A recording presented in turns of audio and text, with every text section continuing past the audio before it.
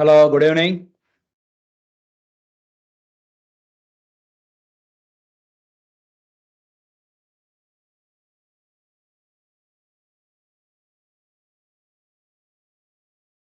Good evening, everyone. Can you see me?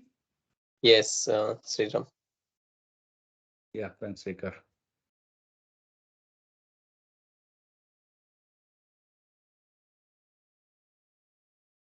Okay, if possible, you guys can put the video on. If possible, okay, it's not at all mandatory, but if possible, please try to put the video on if possible.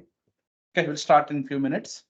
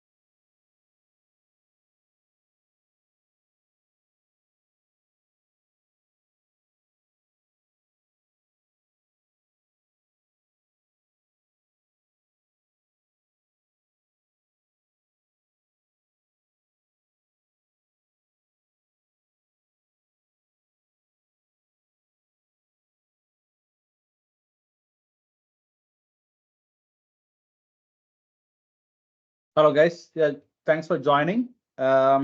So we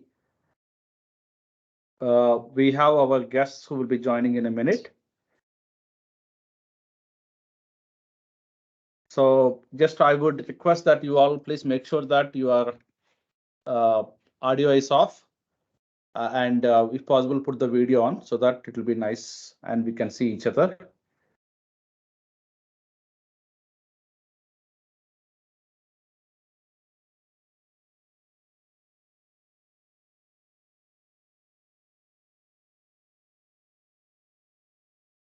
Hi, Anna, how are you? Hello, Sriram. Hello, everyone. Yeah, I'm good. Good evening, everyone. Anna, very good. Thanks. Thank you, Anna. Thank you. Hi, Indu. Welcome.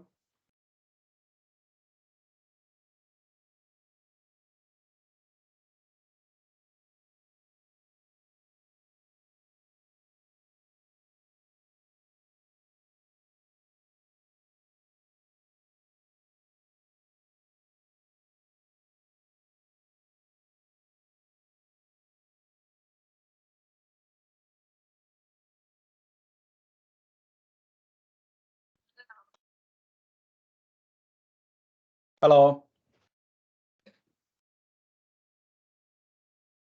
Guys, can you all hear us? So I think we will introduce Anna. Maybe you can start with your introduction. Sure, Sriram. Thanks. Yeah. So, hello, everyone. Once again, good evening for all. I'm another here. I'm actually a test manager working with one of the UK leading company. And then I have around 19 years of experience in software testing. Basically, as usual, started with a test engineer and then played with the different role like lead, project lead, and then QA manager. And currently, I'm working with maybe multiple UK clients on the variable deliverables, testing deliverables. And my core responsibilities are like as usual developing the test strategy. First of all, even we want to understand the client need and then developing the test strategy and test plan and setting up the automation roadmap and then POC, doing the POC for the client expectation. And even like a lot whatever the earlier challenges on the testing, also we will improve the process and the approaches. So these are all my core strength and the skills background. So yeah, that's what my exposure current responsibility with respect to UK clients. Yeah. Yes, Okay. Sriram. Thanks, Anna. Thanks, everyone. Thank you. Okay, fine. Ashka, you want to go next? Sure, sir. Hello everyone, my name is Ashka and I'm working in the field of cybersecurity since last 5+ years. I have experience of taking training sessions for multiple MNCs on different domains of cybersecurity like digital forensics, ethical hacking, penetration testing, in network, web application, and go on. I also have work with projects, and my basic experience is training people towards shifting in the field of cybersecurity. And whenever something like is new in the market or any tool comes new in the market, that's where my work starts. I am the one who train people how to use that tool, how to find out the bugs, how to get the vulnerability, and understand what is happening in the field of network and application, and what is the need of cybersecurity there. And it's a very lovely field that I work with. So you love your field then. I just love it. So you love to break the things. I do. And Okay. somewhere it's very interesting, even you find new things daily, on daily basis. It's not same thing, same lunchbox daily. It's not like that. It's new every day. Okay, okay. So you have different lunchbox every day then. Yes. Okay. Thanks. Thanks, Ashka. Indu, you want to introduce yourself next?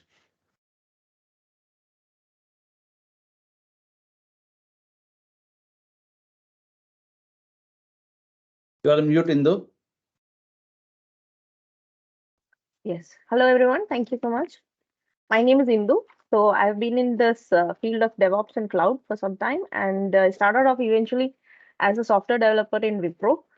Then eventually I got interested into cloud computing and the surge of having everything on a remote platform. So then I got interested into DevOps.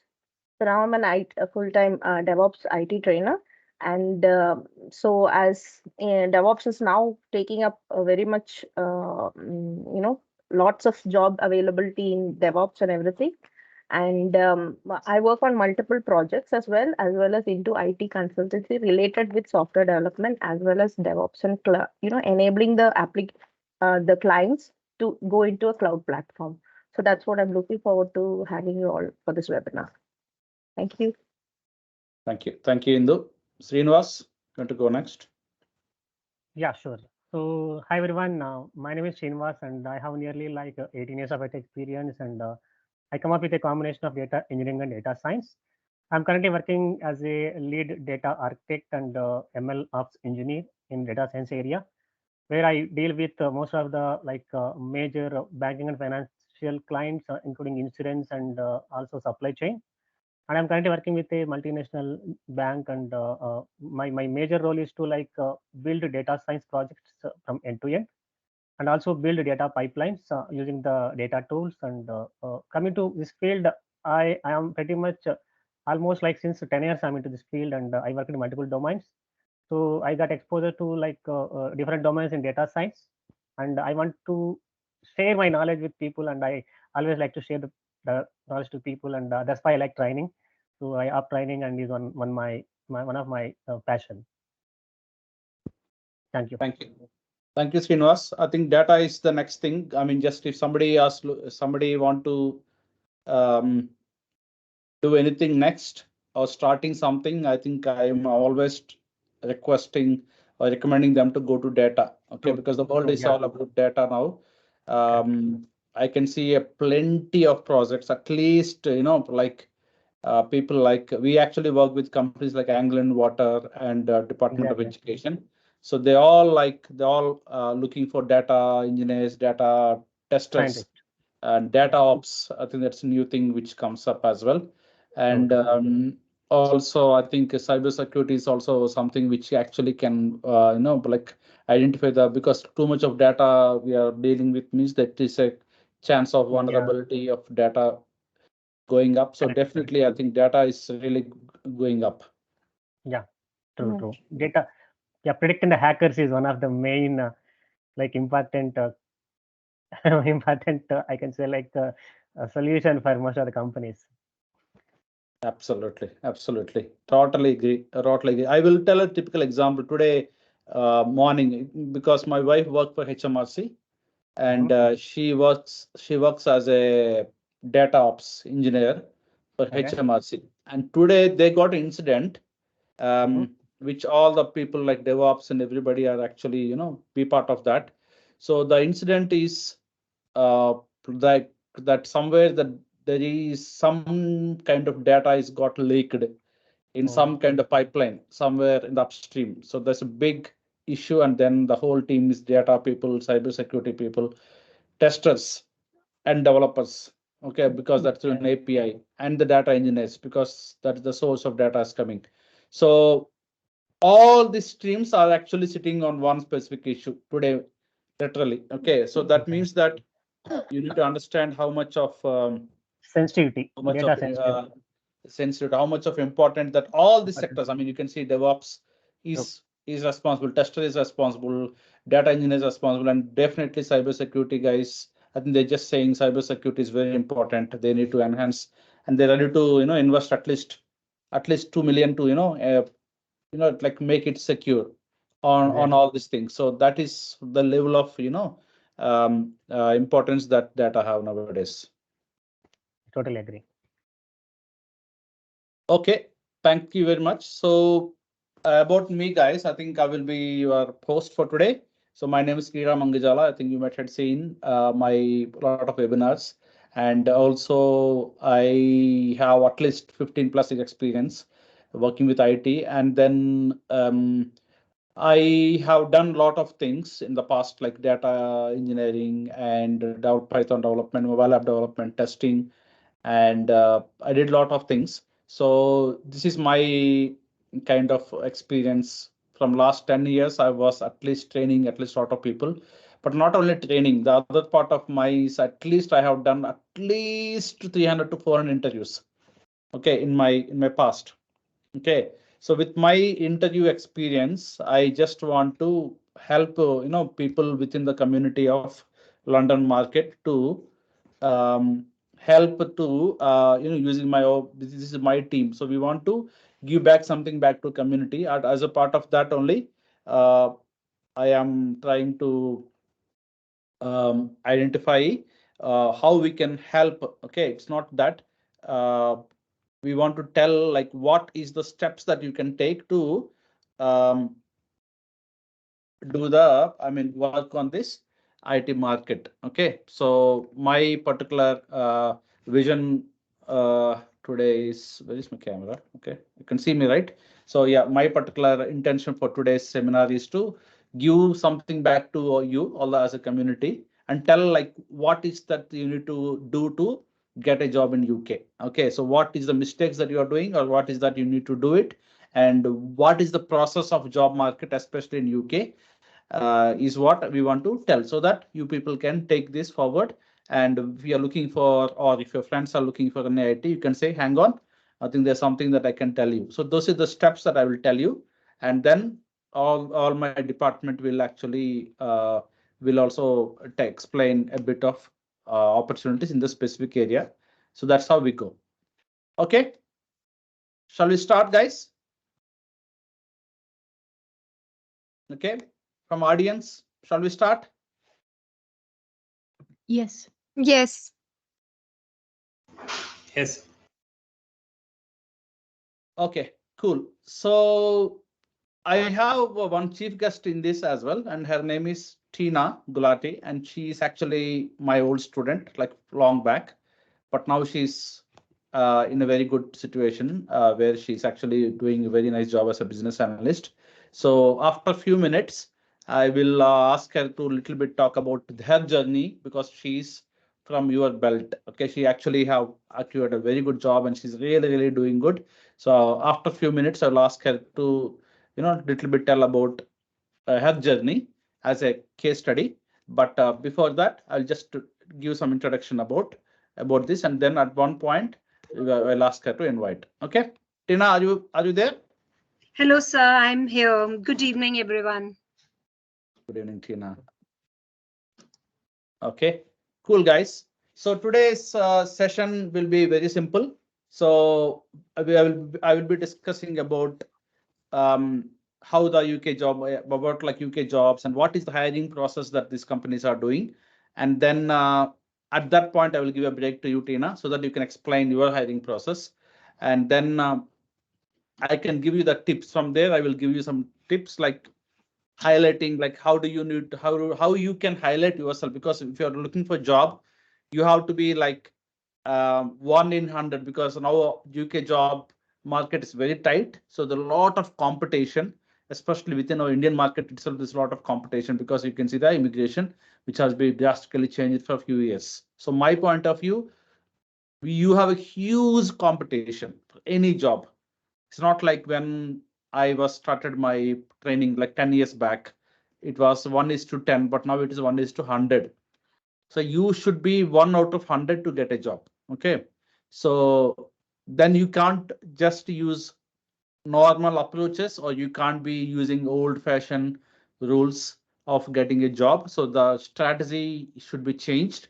So that's the reason why I'll explain like how you can be unique and how you can be out of that 100, how you can be at least top 5, and out of top 5, how you can at least compete with these 5 people, and how you can actually, try to get that 1 out of 100. So that's the strategy that I will explain you.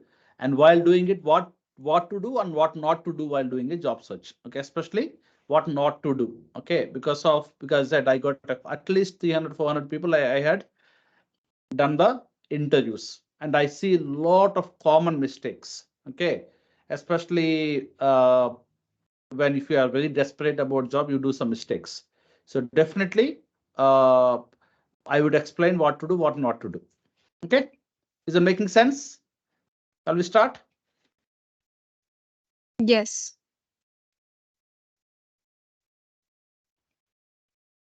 Okay, so just to start about UK jobs, So now, what are the companies which are hiring? Okay, so you may actually see that like which sector is booming. So my point of view, in UK market, especially because of the budget and inflation, and because of post COVID, there is a drastical change in the kind of sectors where the job market is. Okay, so my point of view, cost is one of the biggest, biggest problem in UK now. So the companies are in a mode of cutting the cost. So that is one of the problem. The other problem that we have in UK at this point is the competition. Okay, so you have heavy competition, and because of competition, when the demand is less and the supply is more, obviously the rates will go down. So that's the reason why the companies will be looking for a cheaper resource with a high skill. So they want the best, at least 10 plus experience, and they're looking to somebody who can take the less salary. So that's the way that the UK market is. So, but however, what sectors are booming? So public sector is really, really booming. The reason why public sector is booming is because a lot of changes happening all over the world. Okay, especially Brexit is one of the project that literally I have at least 5 of my students working in public sector on a Brexit project, for an example. Similarly, if you take my wife, she's working for HMRC, and there's a massive digital transformation happening in public sector. I mean, not public sector doesn't mean that it's only HMRC or Home Office, but they're looking in council level, and also I'm talking about any kind of public sector services like civil jobs, everything. So there's a massive market because there's a lot of transformations happening, especially data is coming into picture, and obviously UK government is an example for all the governments within the world. So if you see any other governments, like even India, they'll be trying to copy few of the transformation. Example, recently Andhra Pradesh CM Ravant Reddy came, and he had taken the that the project which was done for Thames Water, because Thames Water is the typical example where they actually use the water and they reduce the waste and all these things, but they did it through a lot of IT. So Thames Water and all this, the UK government invested more of how to make the Thames Water, like river very, very clean. If you see the water and the utility of the water, we all drink the water from that particular river, and they had used a lot of techniques, including IT.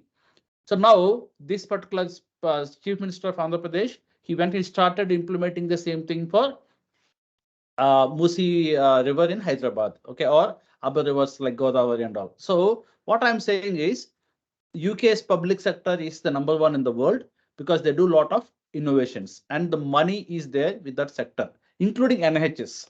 Okay, because NHS is one of the biggest public sector. So if you are looking for a job, I would suggest if you have a British passport or if you have an ILR, I would request that you look into public sector. Especially there's two companies which is looking into what. One is civil service portal itself.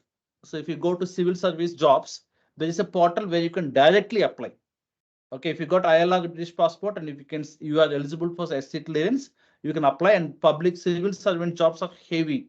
So that directly you can apply. Previously, there used to be a consultancies and there used to be like a lot of companies like Deloitte or a lot of companies, but now they want to save the cost and equally they have opportunities. So they are now directly coming up and welcoming the jobs directly from the people. But this is only for the British passport and mainly ILR people. So that is one sector. And similarly, there is a company called Public Service Resourcing, PCR. Okay, so even that company, Public Service Resourcing, is one of the top agency which actually direct. I mean, they're one of the direct, like recruiters for public services. So these are the two companies which are hiring. So I would suggest to go. So second thing, banking. Okay, obviously, London is a financial capital. So there are a lot of banking jobs, but mainly I'm not talking about Lloyd's Bank because Lloyd's Bank had done a lot of cost cutting and they went to Hyderabad and recruited 4,000 people. But I'm talking about specific bank, but there are a lot of banking jobs. Okay. So example, like, things around finance, like banking, like the lot of companies like Starling, Tide, these all banks, because the fintech has grown at very, very high now. And then if you're looking for any kind of opportunities around fintech, I'm not talking about high street banks. I'm talking about non-high street banks, the heavy requirement. So that you can look into. And finally, as I always say, I'm telling why data related jobs. I'm telling now every company, even utilities companies like Thames Water, everybody doing digital transformation. So that digital transformation, why they're doing is because they're coming out of mainframes and they're coming out of typical Oracle databases and they're coming into Python or NoSQL, or even they were going into cloud. So because of the transformation, if you guys are looking into putting something like data in your CV and you worked for any data transformation projects, I think there are a lot of opportunities. Then you can actually, be everywhere. You can apply any kind of sector. Okay. Now, coming into my next slide, which is hiring process. So let me talk about how the hiring process works. Okay. So the first thing, guys, very simple. Any organization in UK, they will start looking for the people. Mostly they will rely on LinkedIn. The only reason by LinkedIn because you'll get the genuine people. Okay, so that is the biggest thing. But the other problem with LinkedIn is too much of spam. Too many. If you put one job in LinkedIn, I will get around 500, 600 CVs. So definitely LinkedIn is one of the things just to have your profile if possible, but don't rely on applying the jobs in LinkedIn, but LinkedIn, having a profile in LinkedIn is the way that the recruiters will check the genuinity of the candidate. So have a LinkedIn profile, but don't apply too many jobs in LinkedIn, because LinkedIn, if you apply also, you will be like in one of the thousands. But how do you apply? The second thing I would suggest is there are very nice job boards, especially there's some specific job boards. Okay, two examples I can give you is Hack a Job. Okay, if you just Google Hack a Job, is really a good website where you put your profile and the companies will come and look into you. But they will do some genuinity checks. So Hack a Job is one of the best job boards. And similarly, there's something called COD. Don't go with something like Total Jobs, or don't rely on Monster and CW Jobs because they're a little bit old fashioned. But the companies like startup companies like COD, COD, you can note it down, or the companies like Hack a Job, they're really doing very good because the people are directly using advanced tools like COD and Hack a Job. So apply for the unique job boards. And coming to other things. Okay, so one always, I mean, that is exactly why I think you people will see these links in my my faculty's presentation, direct links. Okay, because what companies hate is they hate recruiting companies because they will charge money. Because we do a lot of recruiting for a lot of companies, but we charge 10 to 15% of the yearly salary as a commission. So 10 to 15%, if you're paying like 60K, you're talking about at least 15 grand. So paying somebody a 15 grand, like 15, 10 to 15, 6 to 8 grand, sorry. So that money, instead of that, if they directly apply, they'll be happy to take you. So always companies will look for directly you apply. Example, Capgemini, Accenture. If you directly apply, recently I had one student, his name is Ravi, and he applied through Capgemini direct link and he got a call from Manchester. And they said that if you are in Manchester, we're happy to take. And then he said, I'm okay. And then he was successful. But how he applied? Directly through Capgemini website, Manchester location link. Okay, he's not putting in, he's not applying this one. He applied for that specific job, which is Manchester software testing. So that is what you will need to focus. Then the companies will happy because they're cutting your cost on recruiting consultants. Otherwise, they'll still go. But if nobody's applying directly, then they will go. The other very important is referrals. So even companies will like the referrals because if they got an opportunity, then if you refer within the company, because they'll be happy to. Referrals means it is giving like it's a community. So any kind of referrals is what companies will be looking into within the organization. And finally, internal jobs. So mostly companies will take example, you are a tester. If they have any role in the like a test manager, they will try to refer within the companies. That's what important. And my suggestion for you is have a LinkedIn profile, but look for direct links so that have a LinkedIn profile, but apply directly to the company. And how to get that links, you need to do a lot of research. Now, coming to the hiring process, how the hiring process works. It's very simple. Okay, any hiring process, first of all, you'll have it that you'll have a okay, 1 second. Okay, 1 second, guys. I'll just give me a second. Okay, so to apply for any kind of job, I think the biggest thing that you need to do is you need to have proper CV, and the CV should have, obviously the CV should always be maximum 1 pager. Okay, not example, I can see still a lot of people use 3 to 4 pages. Don't do that. First of all, this all gone. You should have only 1 pager. In that 1 pager, you need to show your skills. I need to show your company, and the company that you keep always should be very non-company to the people in UK. The lot of students do these mistakes. They come and put Infosys or Accenture in India. That's very good. You apply, but the problem is in UK they normally will need to do some background checks. So it'll be very hard for them to go to India and do background checks. So they would prefer to have somebody in UK experience rather than Indian. If the Indian experience is really good, they will still do it. But I'm saying you always, if you have UK experience, you will have a big benefit so that they can do the background check and they will feel like you already have UK experience, because UK is all about culture. Okay, so when you actually have a good company, and then you need to have how to have a confidence. Okay, so my point of view, you need to have very good confidence about yourself, and then you need to also have cultural fit. Okay, because when you actually want to, example, you want to talk to a HR, or if you want to talk to the other people like CEOs and all, they always see whether you are cultural fit. Okay, you are very good, but your English is very, very bad. You have 15 years experience and you're talking like a very, very bad English. Then they will say, okay, I think this guy is good, but I think he won't be fit into the culture. Instead of that, they will happy to take a graduate because he can fit into the culture.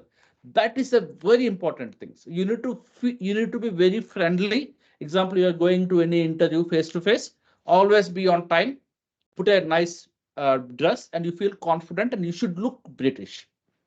Okay, I'm not telling that you cannot get a job, but my point of view, wearing a coat and tie and going on time before 10 minutes and sitting on the sofa, not like wearing jeans or t-shirts, and like going late or something, and try to get too much of tensed. That's what I say. When I do interviews, people will come last minute and they'll be very tensed, and because example, they may go into tube was late, and they will feel a lot of this. Is the body language is very, very important. If you are prepared, go 10 minutes before and you see the circumstances, try to have water, talk to receptionist, feel very comfortable. I think that will make a big difference. That is why your confidence and culture will come into picture. Finally, two more tips. Before going to any company, please do research about the company. Don't just say, I have seen your job and I applied. That means that you are happy to get anywhere. And after you joining also, if you get a better job, you will go. But if you have to show that you got interest in the company, why exactly you are actually applying, and why you want to join that company. That is the very important. Rather than technical skills, if you show that you got interest, you do research about the company. Example, if it is NHS, you have to say that I want to be part of NHS because I love healthcare and I want to be part of health sector, and I want to do a lot of research because NHS have a lot of research projects. So like that, just don't say that, okay, I just got a job, got a link and applied. Finally, the most important thing is, if you want to be outstanding of 100 people, I would suggest you always need to be make sure that you have to show that why you are better than other people. Because as I said, any job at least will do 10 to 20 interviews. You need to have additional skills. Example, you are applying for the software testing, Selenium, Java. You have to say that I got JavaScript skills. Apart from Java skills, that extra bit is what people will buy you. Example, you're data engineer. You have to say that I also have data science skills. Even though that's not in the job specification, definitely they will help you because you have additional skills. Okay, so this is the second thing. And finally, when you actually go to interview, just to make sure that, okay, so my point of view, once you apply for the job, then you will have a first 30 minutes interview, which I said you will have a 30 minutes interview with your HR or a recruiting consultancy. Recruiting consultancies will do 30 minutes call to understand you better, where the visa and all these things they will ask you. And then if they like you, then they will actually send a task or a presentation to come to the technical round. And technical round will be 1 hour round, which is very, very important for you to kind of present yourself. And then you have a CEO round, which is nothing but the actual senior person of the company will want to see everyone before. For example, if I'm hiring anyone, even though they are like down the stream in my company, but still I want to talk to somebody before I hire, because I should feel that, yeah, this is my part of company. It's really important, guys. I mean, even though you have 200 employees, I would see all the company CEOs want to talk to every person because they want to talk. And this is not at all technical round. It's a cultural fit and they should feel happy. Finally, you'll get a job offer. Okay, like this is the important tips which will help you. And I have something about don'ts and which you can actually how to do and we cannot do it, which I will talk in a minute. But I will come to what to do and what not to do in a minute. But this is the experience which I have, guys. And okay, and that is how I would suggest to attack the job market. Okay, is that making sense?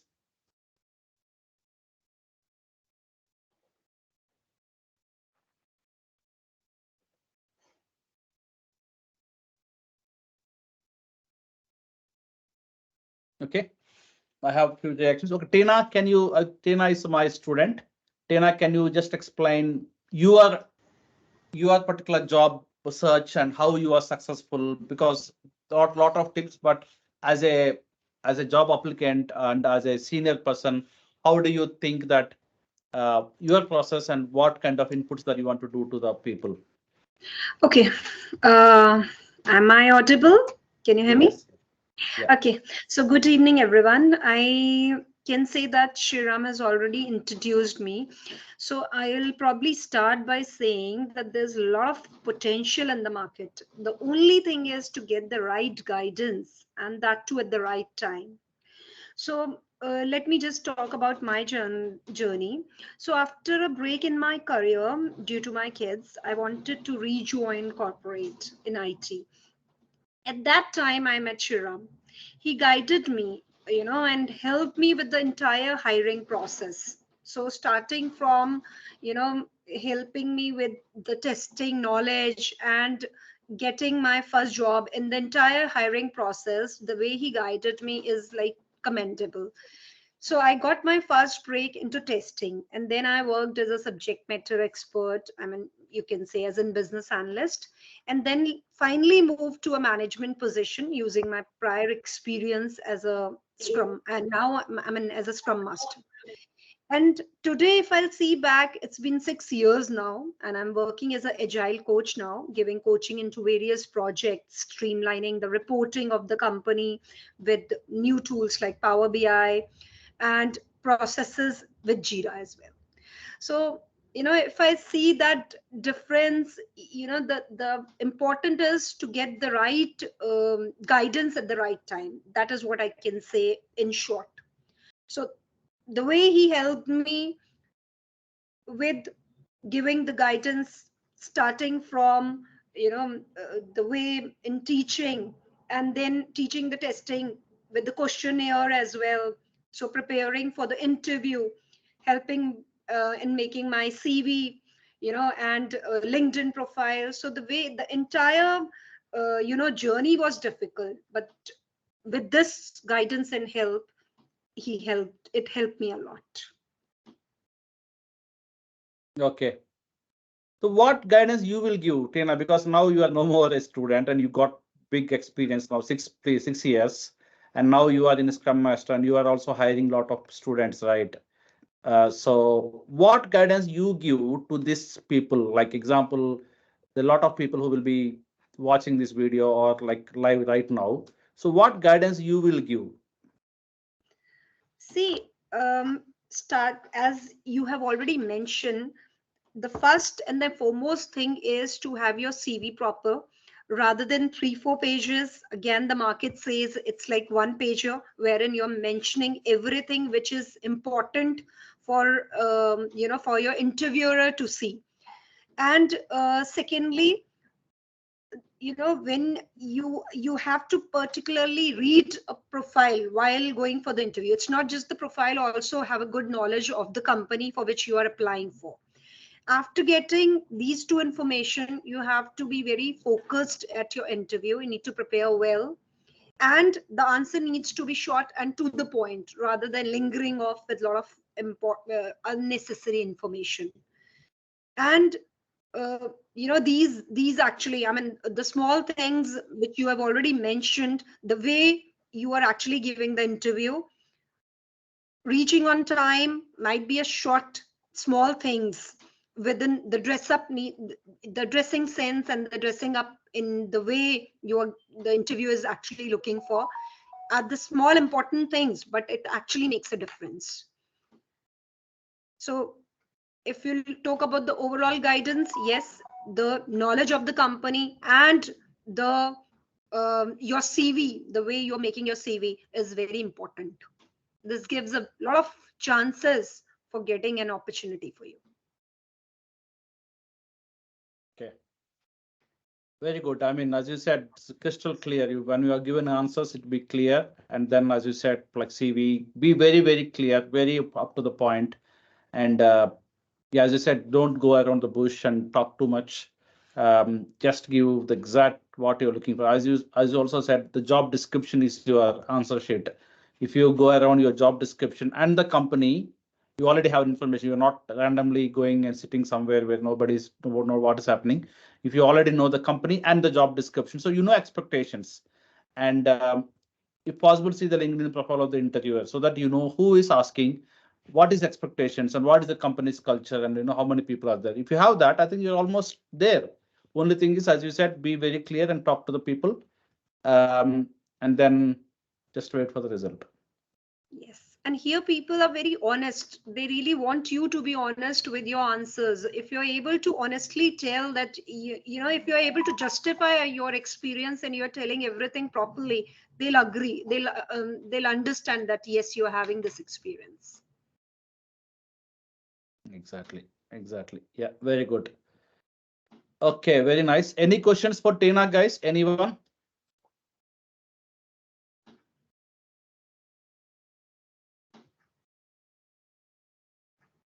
Any questions for her? Before, I think she need to, make some food for her kids.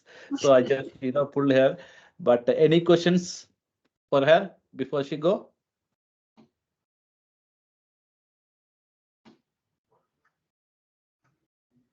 No, I think everyone is happy with listening the profile and the way you are actually guiding them.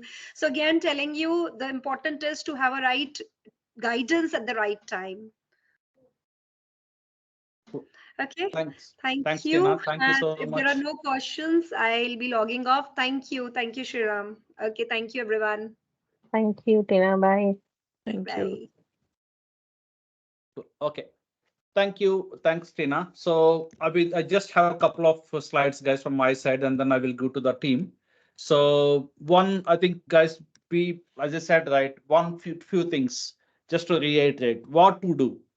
So what to do is, as I said, you need to have a proper CV, and you need to do a proper homework. Don't just go to any interviews by just doing some training in Udemy, or just going to YouTube, or taking some kind of training from somewhere.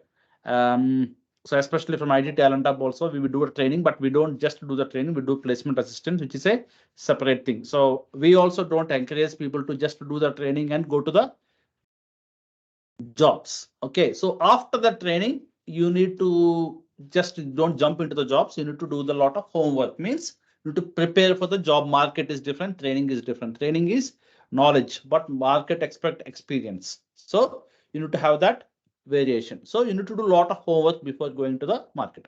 Now, when they go into market, they said, right, don't copy any of this example.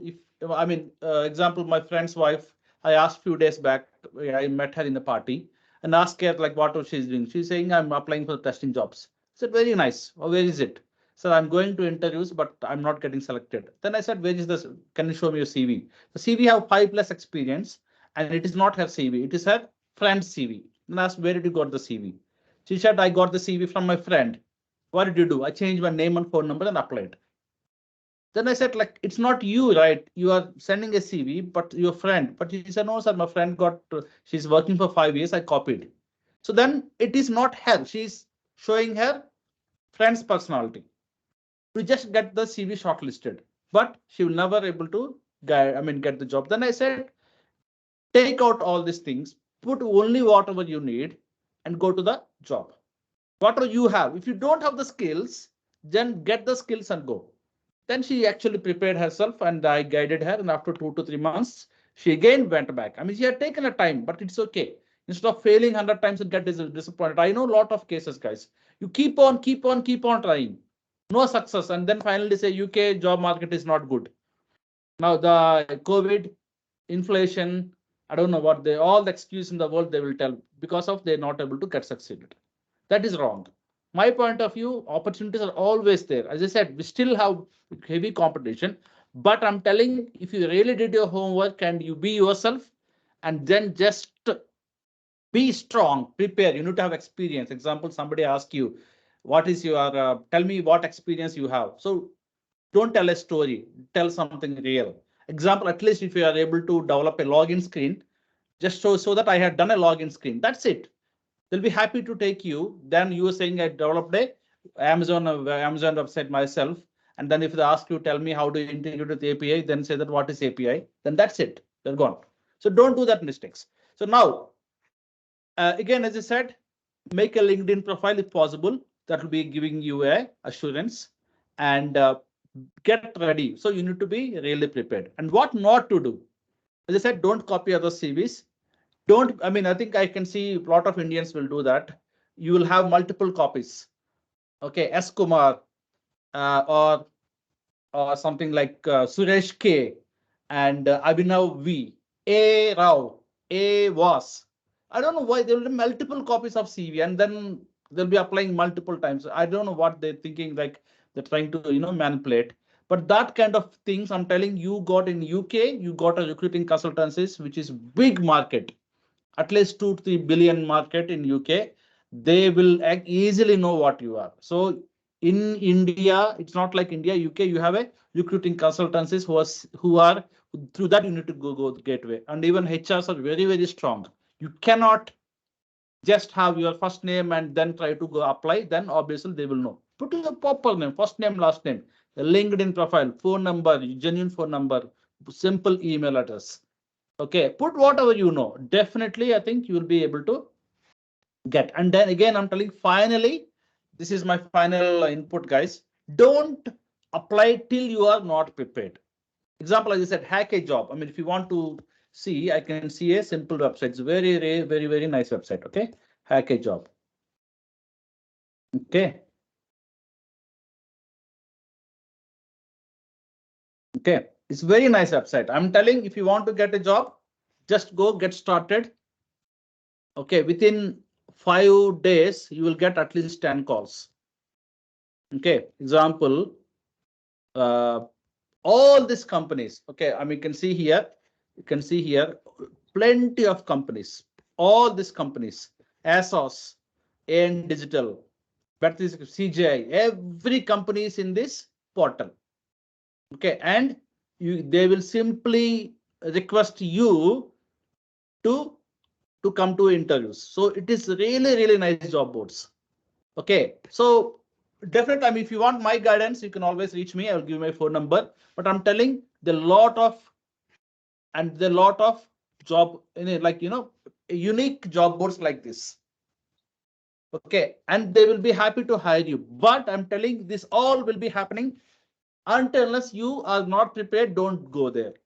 Don't be rushed. Prepare yourself. Do some 2 to 3 mock interviews. Maybe you can ask your colleagues or like an IT people, ask them to do mock interview. If they do an interview, show the CV, like, test yourself. Till that, don't go. Once you're all prepared, then only go. Okay. Okay, guys, that's it from my side. And then do you have any questions, anyone, before I give to specific department who we got? Any questions, anyone? On any topic?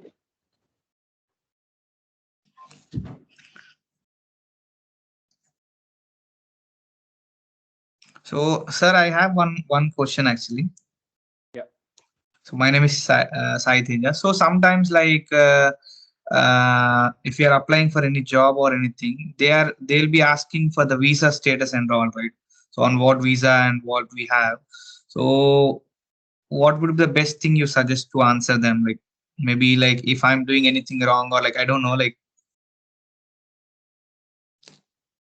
Yeah, that's a very good question. I will keep on getting the same question. So my point of view, see, I'm not tell something, but what the rationale behind them is they will be looking for somebody who can have a long-term visa. Okay, at least 3 years of visa, at least 2 years of visa. If you have, then only they will be looking, because we are applying for permanent job or even contract jobs. I worked for the contract jobs in IBM for 3 years. Okay, So they will look somebody who got long-term visa. Okay, they don't. I mean, I'm telling honestly, UK market don't, not every, especially London market, only know about the visas. If you're looking for leads and other place, they don't know much about visas. But only thing they will see is how long term. Do you have 3 years of visa with you, which you can work full time? That's what they actually like to listen. Okay, but to answer that, example, you got PSW, it looked like a graduate visa just to find graduate jobs. So they'll try to, because that itself, the answer and the question is same thing. Do you have long-term visa? Post-study work, they're freshers and they can't stay long. That's what they will think. But what they will like to listen, ILR, British passport, or dependent. Dependent is what normally people will like to listen, because as a dependent, example, you are a skilled worker dependent, you got 3 years of visa, or you are a tier 4 dependent, you got at least 2 to 3 years. So they would like to have that kind of people. And the only thing is you also need to convince them that you can convert into PR. It's not like after 3 years you are going back. You have to say 3 years I will be in UK and 2 years I will be PR. So you have to give them that you will be staying in the country for at least 3 to 5 years. So, okay, that's how. And then again, don't worry about your documentation and all. Definitely you need to show them, but that will take some time. At least for you to start, you can start like this. Okay, is that making sense? Yeah, thank you, sir. Any other question, anyone?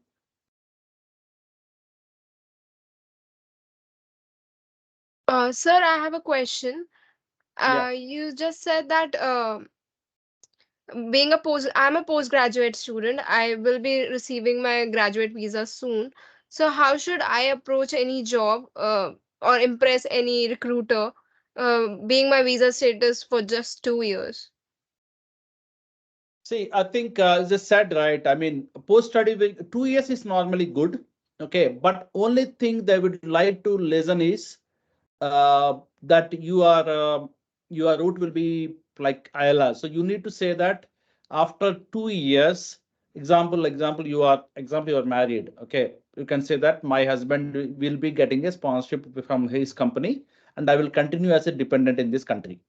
Okay, example, if you are married. If you are not married, then you have to say that obviously I will get married and I got some proposal and my husband, my would-be will be somebody who is the company sponsoring, and I will be staying this country for long.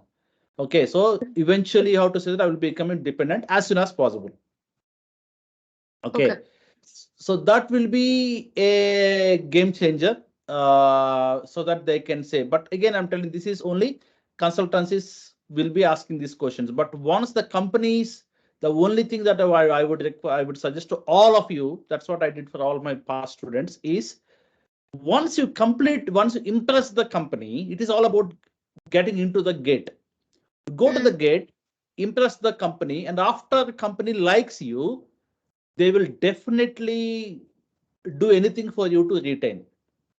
Okay, at that time, if you ask a sponsorship also, they'll be happy to give. Once you had impressed in the interview, okay, or even if you join for 3 months, after that, if you ask, they will give you. Because at the final round of interview, if you cross everything, then they can actually override the rules. But initially, consultancies and recruiting companies will have their own kind of criteria. Example, if I'm hiring a data engineer, I will tell that I need definitely somebody who got long-term visa. That's what the people will tell. Okay, they won't, because companies don't really know about details. Then the consultancies will be okay, long-term visa. Okay, this girl, I think she got only 1.5 years. It's short-term.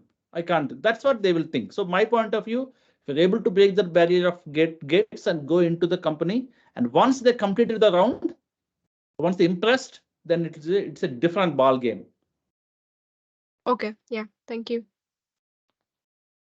Okay, cool. Any other questions, anyone, before I give to another, right?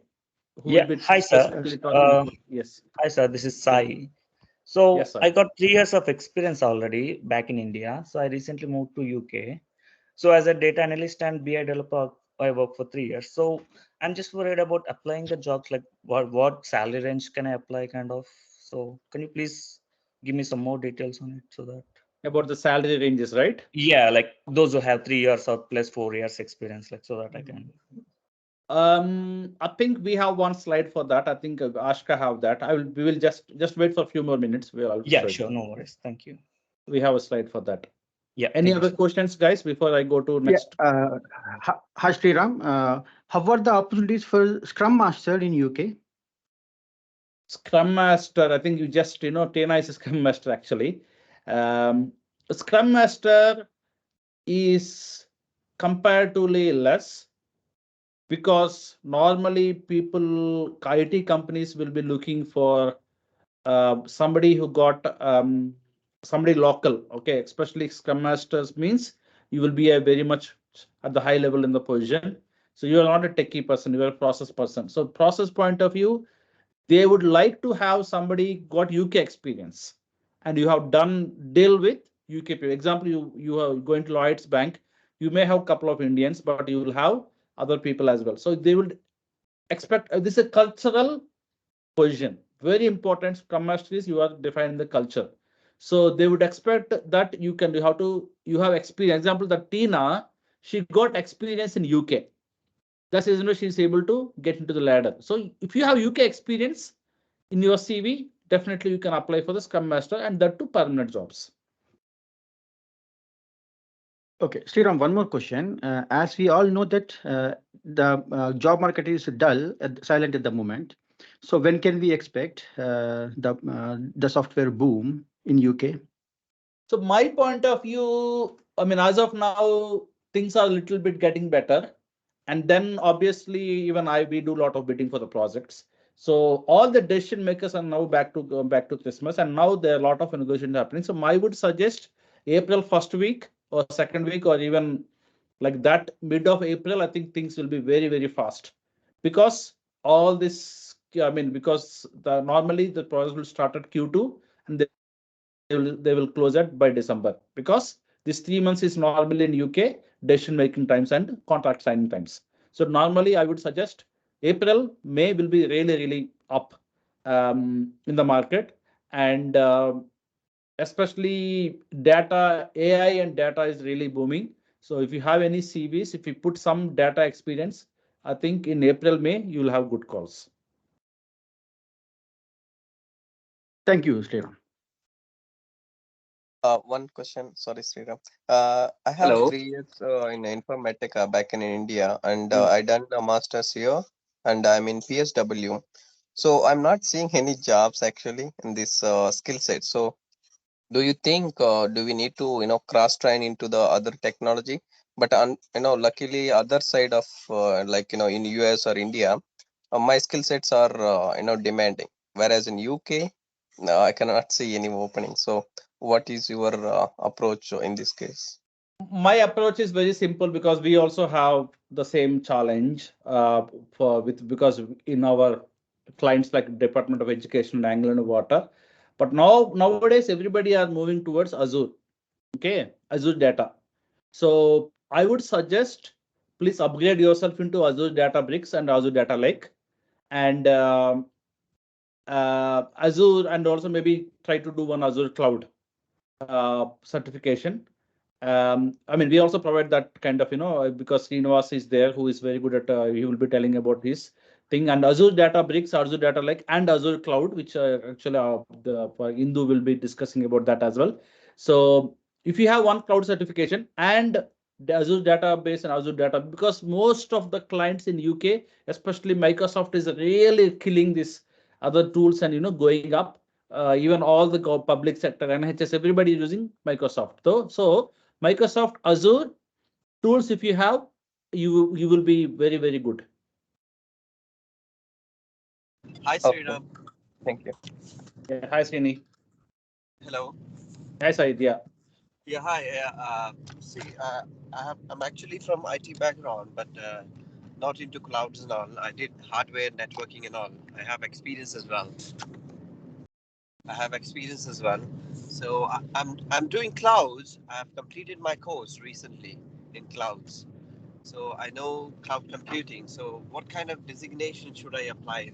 I just wanted to ask. I mean, how is it in UK market for the newcomers, for the freshers I'm saying. I don't have any experience in clouding.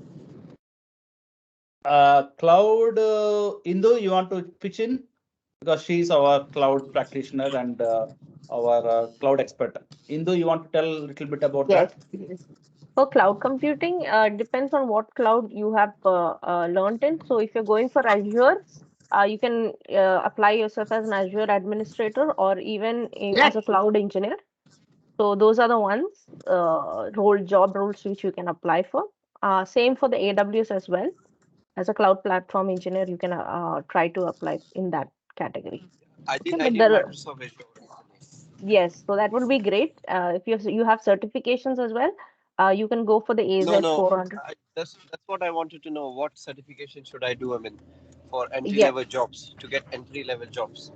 Yeah, so if you could combine your cloud computing with a specialization in DevOps, which is that AZ 400 certification, that would be great. It will give you an upper hand. Because we look at more of cross-functional teams are more prioritized right now. So if you can have skills in both, that would be great. So that you're, DevOps is also included. Yes, so then go for that. In Microsoft Azure. So you just go for the AZ 400 certification, and that would help you a lot to keep your resume, better than the rest. Yeah. Okay, thank you. Welcome. Cool. Okay, guys. So we will also answer after a few minutes, guys. We have other faculties who will be talking about specific. So Anna, you can start with testing, and yeah, obviously be quick, but you can start on testing, specifically on testing. Yeah, thanks, Rita. So maybe I will go ahead with my specific area. I can share my screen. Yes, hope everyone able to see my screen. Yes. Yeah. Okay. Yes. So as Sriram told, UK job market expected with niche skills, like compared to the US and UK, definitely we can say that here we need to have the strong knowledge and the skills. It's not like just I know the concept. No, we have to also work on the concept and we have to prove that yes, we are able to do the hands-on tasks and activity and the deliverables. So testing also, like we need to understand what are all the niche skills in the testing, what we have to understand, because earlier there are something like anyone can do pitch in and do the testing, but there are so many differences on the outcomes because of the quality and how the way of approach. See, basically, if you are asking anyone how you are really doing the testing, they will say that yes, I can do the testing, but they don't know about what are all the process and what are all the stages. Okay, so basically they have to simply know that what are all the principles of testing. How, if I'm doing the testing, then what are all the things which I have to understand. Okay, there are something 7 principles already it is established. I have to understand. So what is like testing shows the presence of defect. Just we are not doing anything sake of doing. If you are doing the testing, means the testing should show the presence of defect, not their absence. Okay, and another thing also, I cannot do something the exhaustive testing for so many days, so many months, so many years. No, we have to do the strategy. We have to identify what are all the best feasible way to do the testing within the timeline, and then we have to do the quality defect. We have to identify all the defects within the application, because there are a lot of principles and approaches to identify that. Okay, early testing saves time and money. So it's not like we have to identify all the defect at the end. So we need to identify as much as possible at the beginning. Then only it will be helpful for the project. And the defect should be clustered together. We need to group the defect together to identify what are all the areas and how to do the resolution and do the impact analysis over there.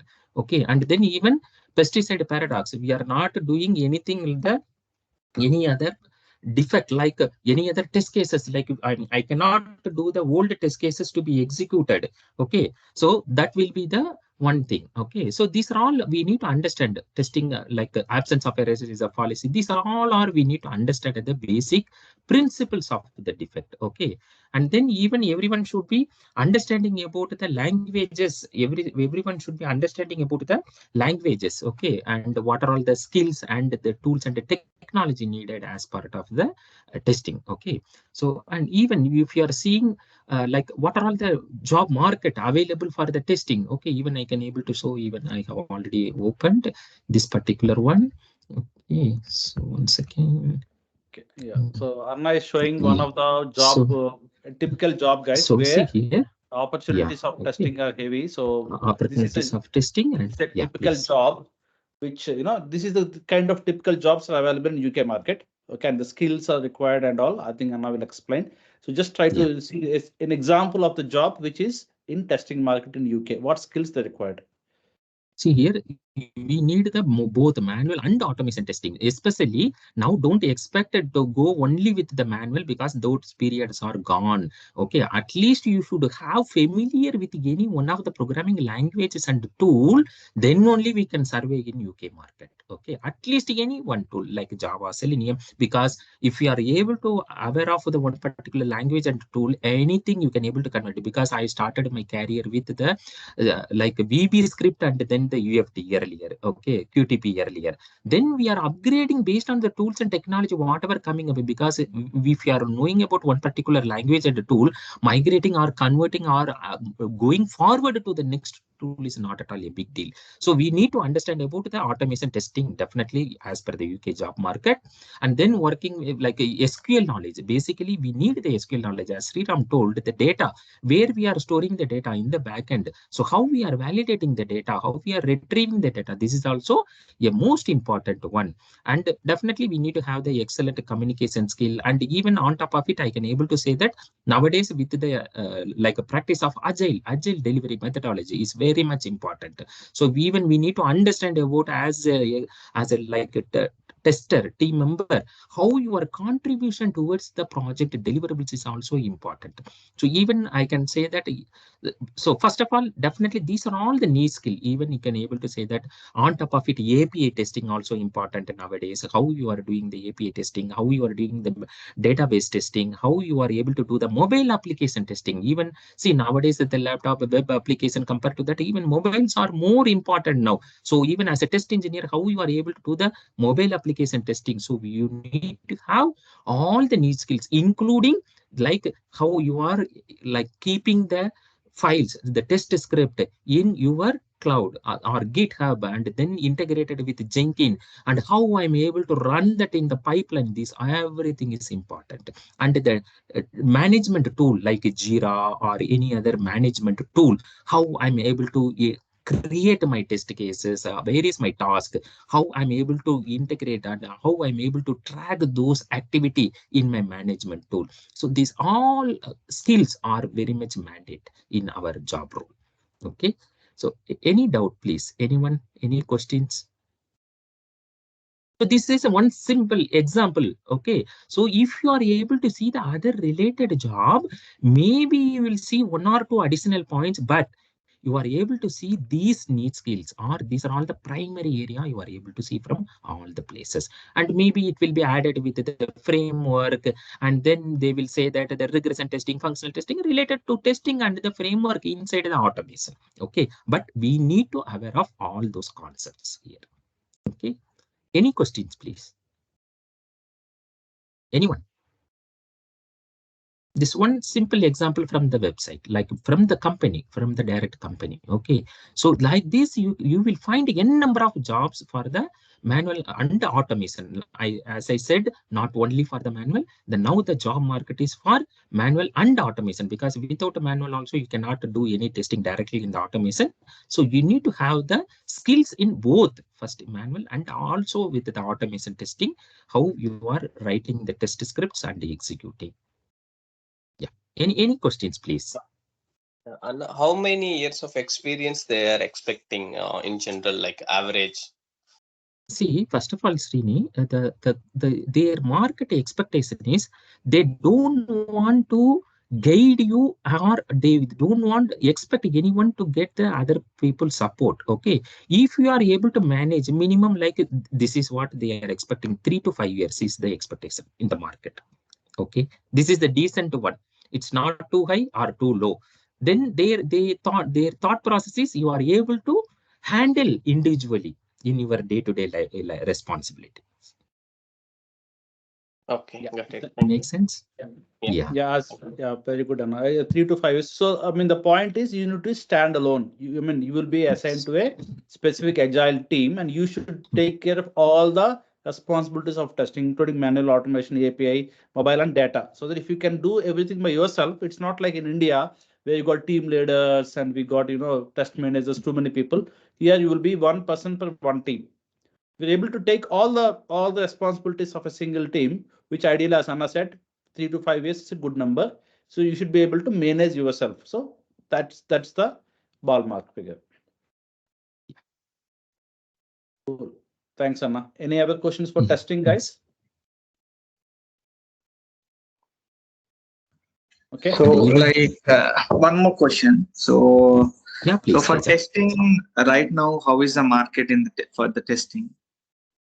Honestly, we want to tell you means definitely testing with manual skill set, with manual and automation skill set. Definitely, there are a number of opportunities. Okay, Oh, simply if you are searching through the UK automation testing jobs, you will be finding a number of positions. Okay, so simply they will ask like Java, Selenium, and then with the, as I told, like Git integration and Jenkins, like the API testing. Okay, it's a combination of the tools and technology. If you are aware of it, definitely you can able to be. yeah. So we And have one good of the thing opportunities. is you should be basically, if you are in a dependent visa or a British ILR, I would Mhm. suggest go for testing because it's an easy market and Mhm. because testing is normally it's not a very niche skill, very honestly. It's not like DevOps or data science or cyber. It's not a niche skill, it's a general skill. So they will expect you to be somebody local, like British ILR or the dependent, they will happy to hire. Okay, but if you got a PSW or skill visa, I would suggest to go with a niche skill like data science, DevOps, or full stack.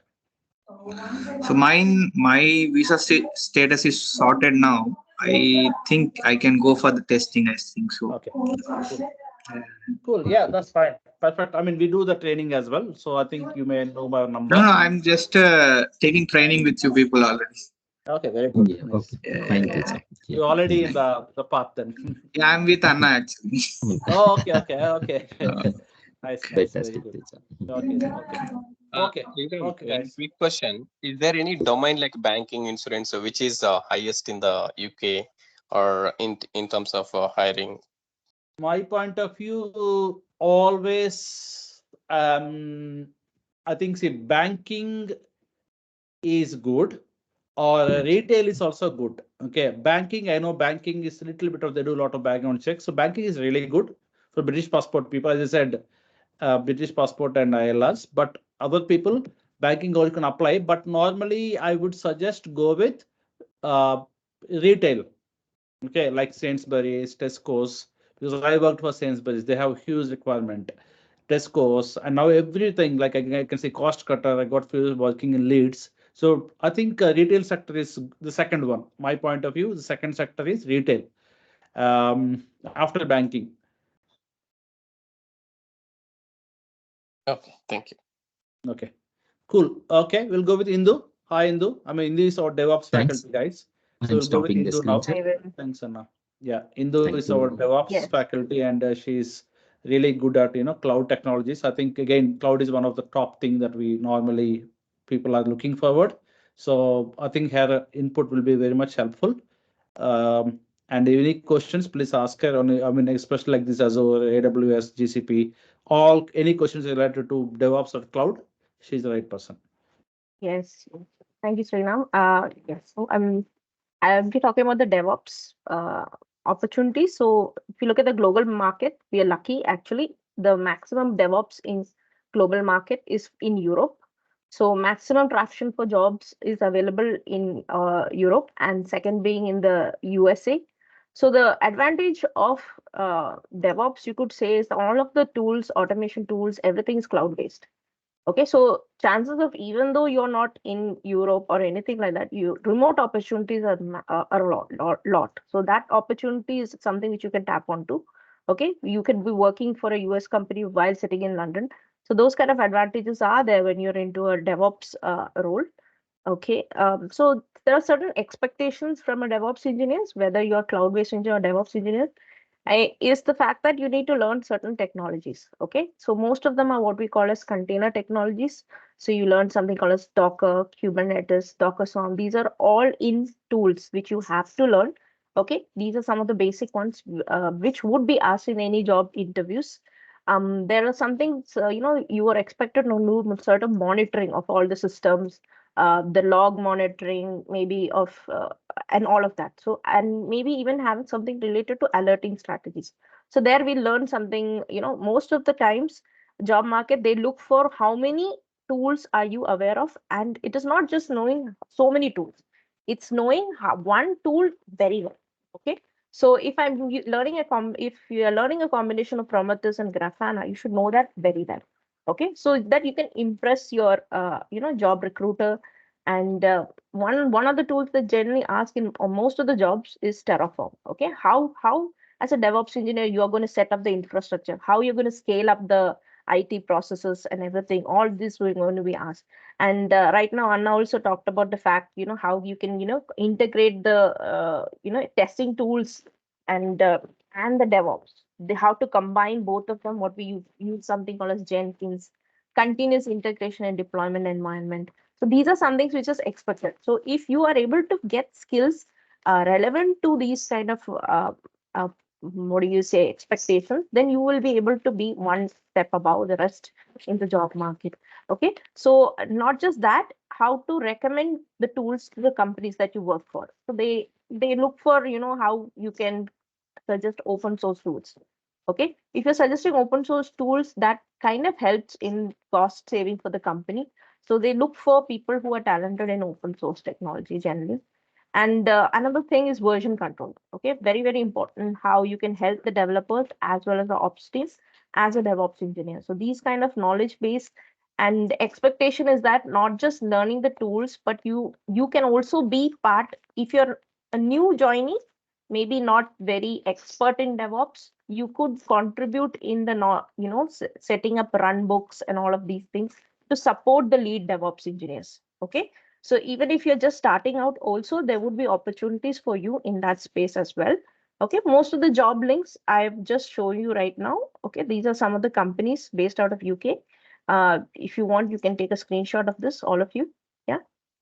So the role are multiple job roles you can apply. As a DevOps engineer, there's something called as cloud practitioner, cloud specialist, cloud engineers. There's something called as SRE, which is called as site reliability engineers. There's something called as platform engineers.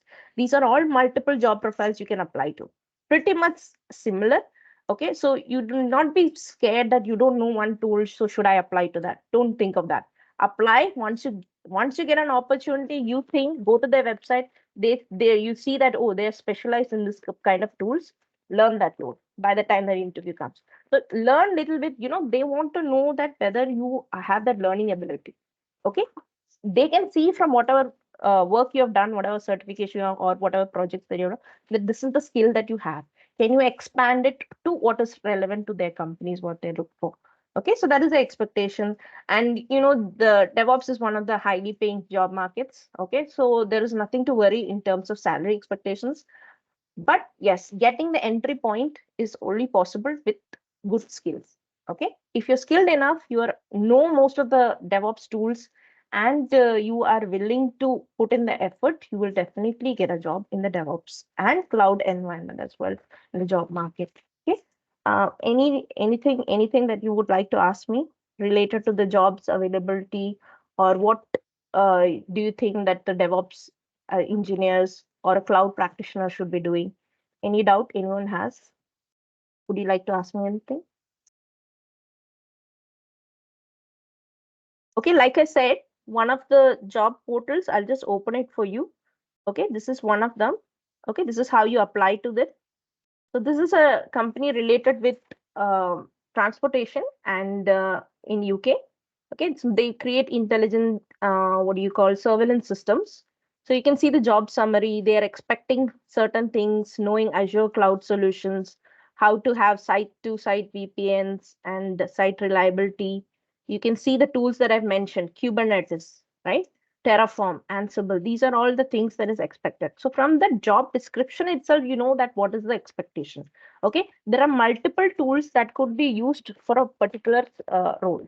Okay, so based on that role, you can see that which is the tool that you should be well equipped with. Okay, so some sort of Linux scripting is also kind of expected in as a DevOps engineer. Okay, so that would be an added advantage, of course. Okay, and like I said, version control. So you can see GitHub actions that I mentioned earlier. Okay, this is an this Docker. All of these are tools that we expect most of the DevOps engineers to be well equipped with. Okay, and as far as the certifications, I think some of you had asked me. Okay, we have, of course, the normal certification for a DevOps engineer is the AZ400. Okay, which is the Microsoft DevOps solutions. Okay, you can of course learn on your own, but I would suggest go with guidance. Okay, because you likely, when you learn too many things, you're likely to get lost. Okay, so if you're going for expert certification, you have to go through certain prerequisite certification before you reach expert level. And sometimes self-paced courses may not be that sufficient, so you would require guidance. So if in any way you require any further guidance, you can always get in touch with us. Yeah. Any doubt anyone has, or anything that you would like to know? Yeah. If guys, if you don't have a question, I have a question for you, Indu. Yes, yes. Is a certification mandatory to get a job in DevOps? No, it's not mandatory. See, the maximum is that it helps you to have an added advantage. Yes, but if you have the skill, if they know that you have the skill and you're able to tell in the interviews, especially if you're going through reference, right? If you're going through referrals, they know that it is somebody who is of importance who has given the reference. So if you're on the job, on the interview, you're able to tell maximum answers, they know that it's skill based. So even if you do not have a certification, that does not mean that you're not skilled enough. Okay, so it is good to have anyone basic, okay, just to show, but in the end, the skill that you have obtained is what is going to be relevant across the floor. So it is not compulsory, but it depends on where you are. Like if you have so many years of experience, then your certification it's just an added something. But if you're just starting off as a DevOps engineer, then you can go for a certification just to prove your point, because you may not have that much work experience behind you to prove a point. That's the reason. It depends on what level. Okay, thank you, Indu. I think, I mean, as you said, I mean, skill is required. I mean, you need to have some experience working with the tools. You can't be just like have certification and go, or doesn't mean that only just have skills. It's nice to have a certification, but again, as I said, guys, you need to have some experience. Like you need to have one project hand to hand, especially DevOps. We can't just have theory knowledge and get a job. Yeah, just like how Srinam said about LinkedIn, I think as a DevOps engineer, your LinkedIn is your GitHub account. Your projects, what you show, your learning, that is your resume at the end of the day. So that's going to count. Yeah. Very good. Thanks, Indu. Yeah, we will now switch to the most on-demand job market in UK, which is not cybersecurity. Don't laugh, Ashka. It is data science. Okay. So I know cybersecurity is important, but cybersecurity, if you got 10 data engineers, then only 2 cybersecurity analysts. But again, that's very niche. It's having badges and stuff. But my point of view, it's like a restaurant. If you go to restaurants, you have only 2 security people, but you got 10 people who are serving the food. And think like people who are serving the food are the people who is actually data analysts, who is actually cooking are the DevOps and developers, and who is actually testing are the testers, and the people who is taking the money is the business owners. Okay, so you had only one person in the cash till, but 10 people serving. So especially nowadays, because they only know the data. So data engineers, data analysts, data scientists are very big guys. Data is the core skill. Okay, I think that's what I always recommend. Okay, so Srinivas, all yours. You can start. Yeah. Thank you, Sriram. So, hi guys. Very good evening, and my name is Srinivas, and I'm a lead data scientist working for a multinational company, and I have almost 18 years experience in the area of data science. I have near to 10 years, and I work with multiple domains in data science, and I selected this domain because, as Sriram mentioned, this is one of the hottest skill in the market, which I predicted when I was a data engineer in 2014 itself, and I slowly migrated myself as a data scientist, and I learned on my own. I don't even have a mentor to be honest. And I started the research, and I learned multiple technologies. And out of my 10 years, I was always learning. I'm a daily learner. Any new tool will come, and I need to go and learn it. So in data science, now if you go and see in the market, you have tons of tools available, and you can go and implement the end-to-end data science project using a tool. So that is how the market is now. The market is growing, and the job market is also is like very high demand for data scientists and data engineers and data analysts as well as a combination. And I do almost all this because as a data scientist, I need to put my leg in every area. So the core skills for this data science and all, let me share my screen.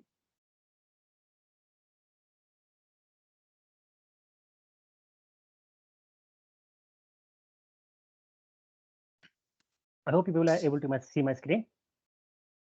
So if you see here, so most of the times the data science is, as you know, like most of people think, like assume this is like a technology, which is not correct. Data science is a field where people has to understand the processes and the tools, so how to implement them, and you need to help the companies to grow their business and increase their revenue. The main objective for data scientists in the market is the companies looking for how you will increase the revenue and how you will leverage data science, which includes machine learning and artificial intelligence, these features, and how you go and implement in every domain, and how you go and like increase their ROI. And that is how why data scientists have huge demand and high pay scale range in the entire world. If you come and see, like most of the data scientists, right, they need to know, like there are the common language for data science is Python. And when I started my career, I learned R because R was very famous at that time. Python was like just emerging. And if you see now, Python is almost overtook R, and you can count people who are using R. So Python is one of the common programming language if you go to even data science or data engineering or even for data analyst, because most of the time, 80% of your time, you go and prepare your data. So when you prepare your data, in the sense you are going to like do your data science projects, your 80% of data should be right data. If you don't have a right data, your analysis will be wrong. So to accommodate this, most of the data scientists, they will like they spend their most of the time in preparing their data, and once the data is ready, they go and use some like some kind of machine learning and predictive modeling, and they build some kind of like data science machine learning models, which will help the business to use them and get benefit of that and increase their revenue and reduce their cost. And there are like tools, like if you go to even like data science, right, your data maybe sometimes big data also. So some companies are looking for even with big data knowledge, and who will be having this big data knowledge, and Spark will also will be having some additional like like plus for their career and into the job market. And because I am a data engineer, I know with Hadoop and Spark already. So people who are willing to jump into data science, I advise people to even have some fundamental knowledge of like Hadoop and Spark also. And if you come to data analysis side, right, most of the data scientists or data analysts, they use all like SQL, Excel, Power BI, and Python. The only difference between data scientist and data analyst is data scientist will use machine learning as an extra, who will use this particular analysis and this data, and they will build some ML models to accommodate the business to like increase their business. And there are some cloud tools also available in the market, like Azure said, you have Azure ML, where you can go and implement your end-to-end data science solution in Azure. When AWS also having their own SageMaker tool, where we can go and use. So if you are familiar with at least what is data science and how to implement that using Python, and it is one cloud tool, right? you will be ahead in the market, because I know how the market has been grown since almost 10 years, how it has been changed, how new tools came in the market, and how people are looking, and what kind of roles day by day it is changing. So you need to understand that. You should understand what I need to go and learn to become a full-time data scientist, and what are the technologies I required. Only not you cannot even only rely on technology also. If you go to normal data science projects and coming to normal projects, right, you will have a development life cycle. Most of the people does not even know there is a development life cycle for how to implement a project for data science also in the market. 90% of the people how they don't know how to even deploy the ML models, or how to deploy ML model into the production. You can go and find out there are no people at all. So who knows this end-to-end solution of implementing data science will have the huge demand. So how I learned all these things, like on all these tools, we go and see like DevOps tools, how to integrate with machine learning, like ML ops. You might have heard about ML ops, which is hot in the market now. These are all emerging tools. So the market is growing, and you go and see in UK market also, the jobs are like most of the domains you see, healthcare domain, where they are using data science for like patient survival rate, how to predict whether that particular patient is going to survive or not, predict whether patient is going to get a heart disease or not, how they are predicting. So they are using data science for that. And consumer finance, you go and see credit card fraud, how to predict a credit card fraud transaction and block the transaction. And anti-money laundering, how to go and suspicious transaction monitoring, how to go and predict the money laundering transactions. So I'm working for a money laundering like a project. I do go and work on predict the suspicious transactions, and I need to send a report on a daily basis. And also like if you go and see in the retail side, you will see inventory management, how to get a proper inventory so that my products will not go out of stock. So I need to go and predict that. So if you know data science, right, you can go and predict when my product will go out of stock. And also you can go and see like how to go and recommend some product to the customers, how to go and analyze the customer mind. If you go to Amazon, you might have experienced this. When you buy a product, you will get a recommendation, right? When you go to the cart. So how you are getting that? That is a data science algorithm will run in the background, like recommendation engine. And manufacturing side also, if you go and see, if you go to most of the manufacturing plants, you will find some machines will be running. Sometimes the machine suddenly will go down and your production will stop. So most of the delivery will be delayed and there will be business loss. And how to prevent that? How to go and do the preventive maintenance, and how to go and predict in advance when machine will go down, which is a defective product, and how to go and reach out the vendor. All this you have to understand. Okay, Srinivas. I mean, yeah. Is there any like, I mean, very good. I mean, is there any jobs that job description that you can show them? Yeah, sure. So coming to like JD's wise, we have like many different jobs available. If you go and see the data analyst side, so most of the data analysts, they will look for like the companies are looking for, they should know Power BI and SQL and Excel, and this is majorly required, and Python will be a good at if you know that.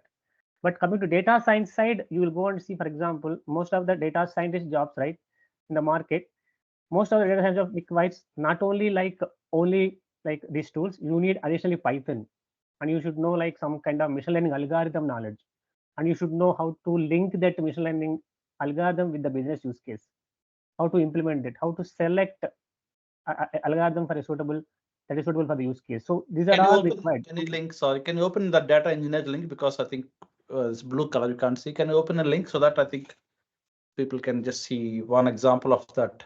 Because Also, we can sir, only can you see. please unzoom your page, because we Yeah. cannot see the complete page. Okay.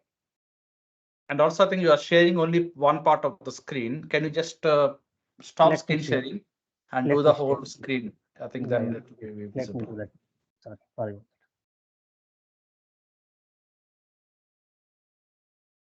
Now you are able to see my screen, right? Yeah, we can see our. Okay. Yeah. So Okay. if you see here, most of the companies are looking for, if I say data scientist, right, they are looking for even data engineering knowledge also.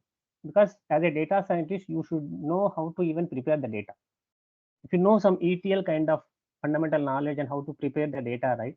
So that is very, very good. And on top of it, if you know how to use the data for your machine learning model and how to go and develop this model and how to go and create a business use case that will help the companies to use that and leverage that and increase their business.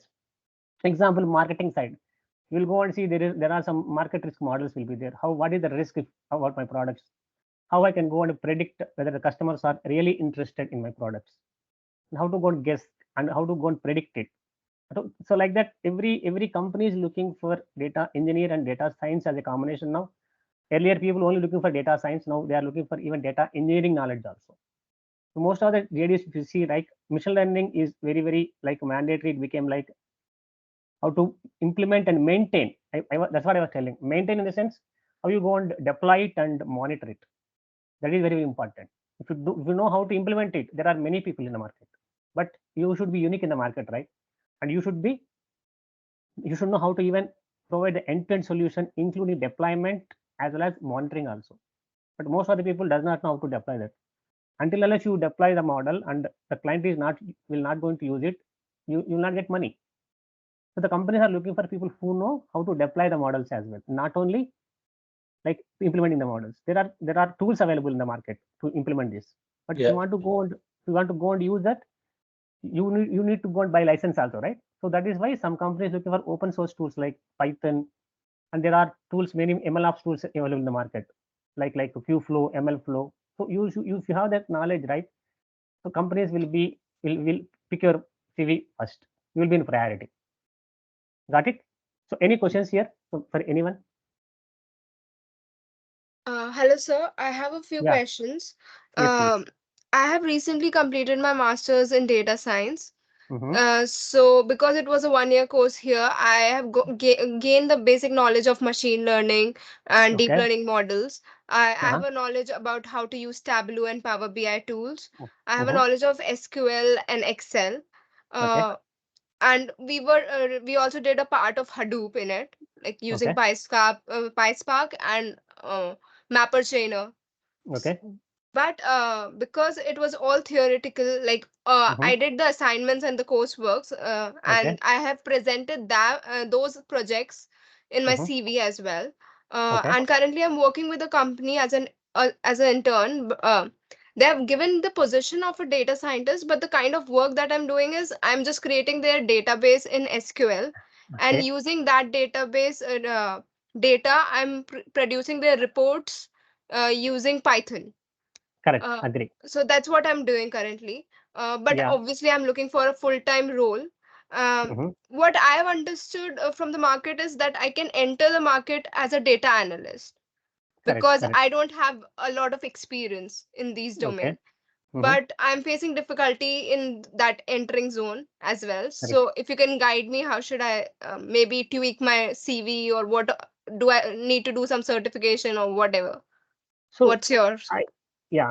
So coming to data science side, right? Since you are already working as a data analyst, I can say the role is where you are going and working on the database side and Yeah. generating the reports. For the data science side, right? As I mentioned, you need to mention that your experience, like you have experience in implementing the ML models end to end, not only just developing the models.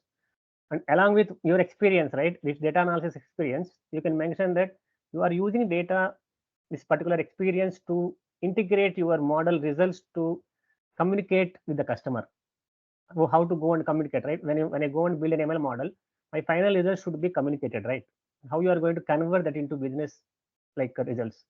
So you can use this experience that you are using like Power BI to integrate my ML model, and I am pulling my model predictions, and you need to mention all this. If you don't mention that, right, most of the companies looking for people who will can implement end to end and how can connect the dots, right? If you don't connect the dots, you go by pieces by pieces, people will not consider you, right? If you say I am a data analyst, they will only think like Power BI. If you are a data scientist, means you should know everything. You should act as a business analyst sometimes. You should act as a data engineer sometimes. You should act as a like dashboard developer sometimes. Sometimes you should act as a machine learning engineer. So you should mention all this in your CV. Then only you can go and get more calls. I hope you understand what I'm trying to say. Okay. Yeah. Yes, sir. Yeah. Yeah. Yeah. And also, Tanvi, I will just add one more thing. With Yes, my sir. experience, a data point of view, so the opportunities out there are, again, as Srinivas said, people are a little bit confused. They will tell about data scientist, but they will take for data analyst. Data Exactly. analyst, Exactly. they will Correct. take Yeah. for data engineer. So my approach for all my existing students is you need to have a generic CV Okay. where you need to talk about that you have done data engineering, which Mm. including definitely SQL and bit of ETL and a bit of data modeling and communicating with the client. And also Right. your CV should have the data analysis kind of a approach where you know also how to have that data analyst part, which is nothing but reporting and then giving a decision making and making the tools like Power BI. And also you should have the CV with some kind of a science like ML. Okay, not Okay. A is will be very good, but I don't think so. That is too much. But my point of view, you have ML, so your CV should be generic. And in the title of the CV also you have to say put data engineer by scientist by analyst. Okay, and Okay. make a generic CV, make a general kind of a responsibilities. And as he said, you need to have a context again in your CV in your current role, put at least 2 years experience, but you need to put your current role, past role, and the past role, maybe two to three projects, and one Correct. project as a entry level. You can say that the oldest project will be saying that SQL, Excel, and maybe doing data modeling and trying to work out as a data modeler. First project. Second Okay. project, put more. Then you can put a little bit of ETL, and you can say that you worked with a bit of ETL, like transformation, migration, and then maybe a couple of Oracle and SQL, or the like that. Put the second project little bit more voltage. The third project, as he said, put more voltage. You also done all these things, and you also added ML into it, where you had Correct. actually independently had done the decision making to your business stakeholders and say that because of me, the company had taken the profit from maybe Correct. 100% to 120%. So just that Numbers. the highest voltage. Now what Mm. happens is, now if I am looking into your CV, if example I got one opportunity for data engineer in Transform UK, and they're looking for one specific role, and they're looking for data engineer. They only will pick up the people who have ETL. Okay, Okay.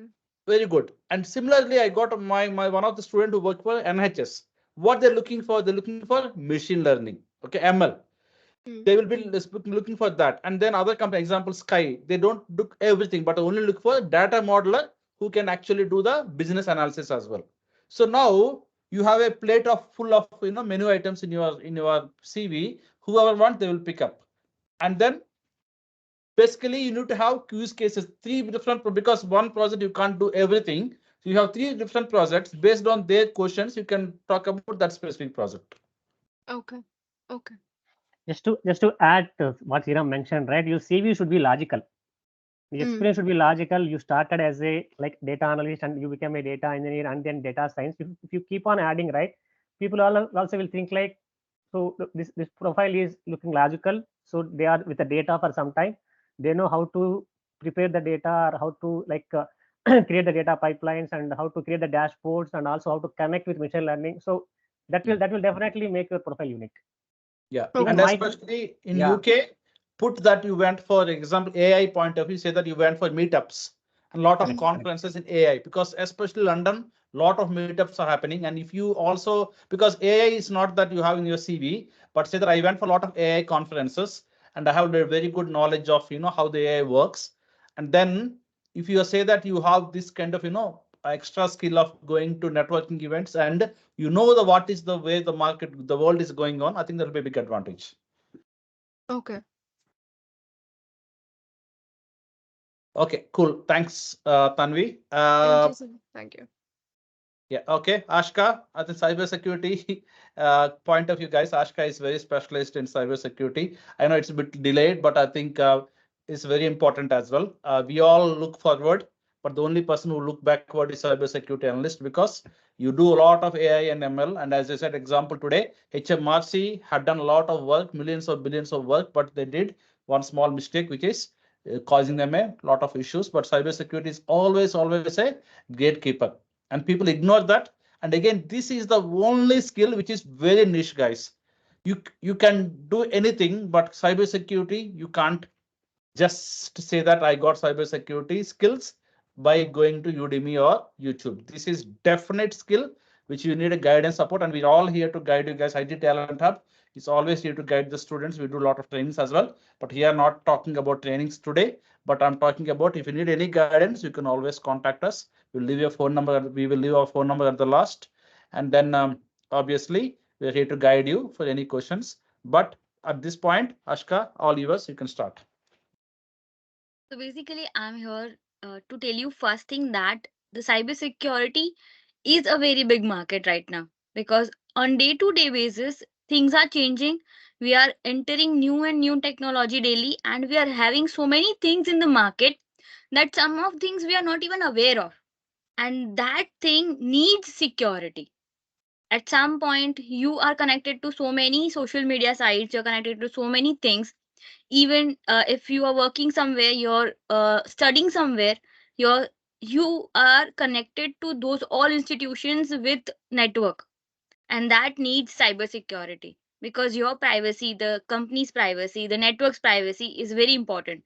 Okay, so if we have 10 people taking data of yours, then we have to secure that 10 people taking data as well. No, that data should be secured, right? Because it's right now, if we talk about data, data is like a gold. If you have data, it's everything for you. And that is why there are so many roles for business analyst. There are roles for analyst, so many. If you see, different analyst roles are there, because they are taking data, they are taking your data, they are manipulating your data, or they are taking that and making something useful out of it. So to save that, to secure that for each and every company and each and every institution is very important. And that is why we have a huge market. And this figures which I'm showing on the screen are the last survey that is done by the UK government itself of 2023. So they are showing that 50% of UK businesses are lacking what? Basic cybersecurity skills. There's a 50% gap of cybersecurity skill, basic skills. I'm not coming even to the advanced level. It's just basic skills are lacking, and 33% are on the advanced level.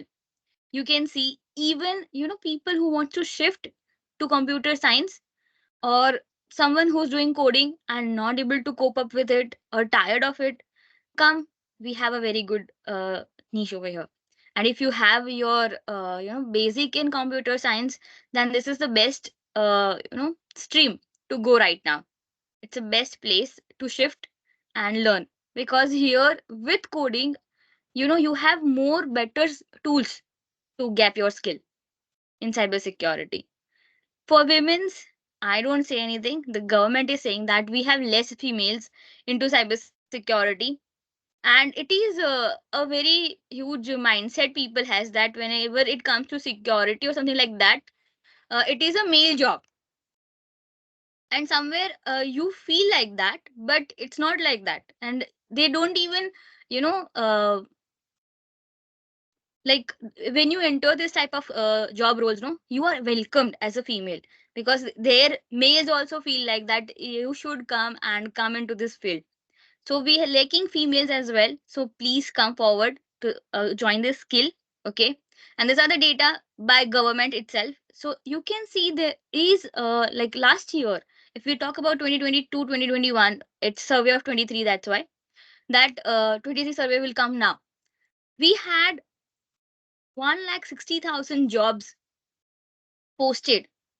And that's too much for a country, for a cybersecurity. And in a very niche role, they had so many openings.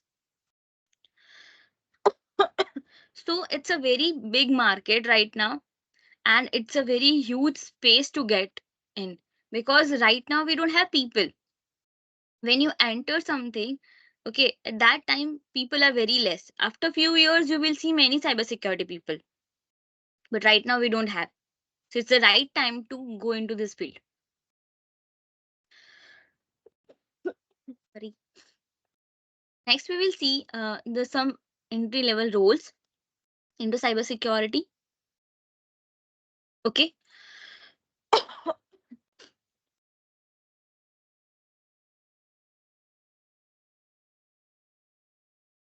So I'm always asked that, whenever I take trainings or whenever anyone comes to me, we have a session, okay, we have demo. Then everyone asks me that, how many years of experience we need, how many years of experience we need. At the end of this presentation, I'll just get you out of this hawks you have, that cybersecurity needs experience. Cybersecurity always needs experience. It's not like that. There are ample of roles who are for entry level people only. And here are 8 roles. Okay. You can see security analyst, specialist, incident manager, cryptographer, IT architect, security auditor, digital forensics technician, and pen tester. Okay. And to make it very clear, I have also put the average salary also a person gets into this field, if you can see it. And these roles are not that huge. If you see in a security analyst role, if you see, a person is doing a monitoring job of security access. So on daily basis, what a data analyst do, they analyze the data. Similarly, we as a security analyst, we analyze the security intake and outtake of a company. We just monitor. It's already there. There are tools. You don't have to do a very high tech coding or something like that into this. You just have to analyze and monitor that is already present. So it's not that huge role, but it's a quite better role. You can see where you have to monitor the access control. What are the people who are the given access? For example, we work in a hierarchy. So if I'm an employee, my access rights in a company database is quite less than someone who is CEO of a company. He has a more access right than me. So this monitoring is a part of a security analyst job, that any access right is not getting, you know, uh, violated or not. Okay. Then comes security specialist. Now, someone who creates this rights, no, the one who is creating rights, who's giving access, who's monitoring this access, becomes the security specialist. Okay. So here also you are not doing any excessive coding again. You are just working with a specific architecture framework, we would say, not even architecture, specific framework you work. And if you have that type of skill, okay, to understand logically how the framework works, and you create such type of management system, you work as a security specialist. Okay. He is the one who makes the duties and roles.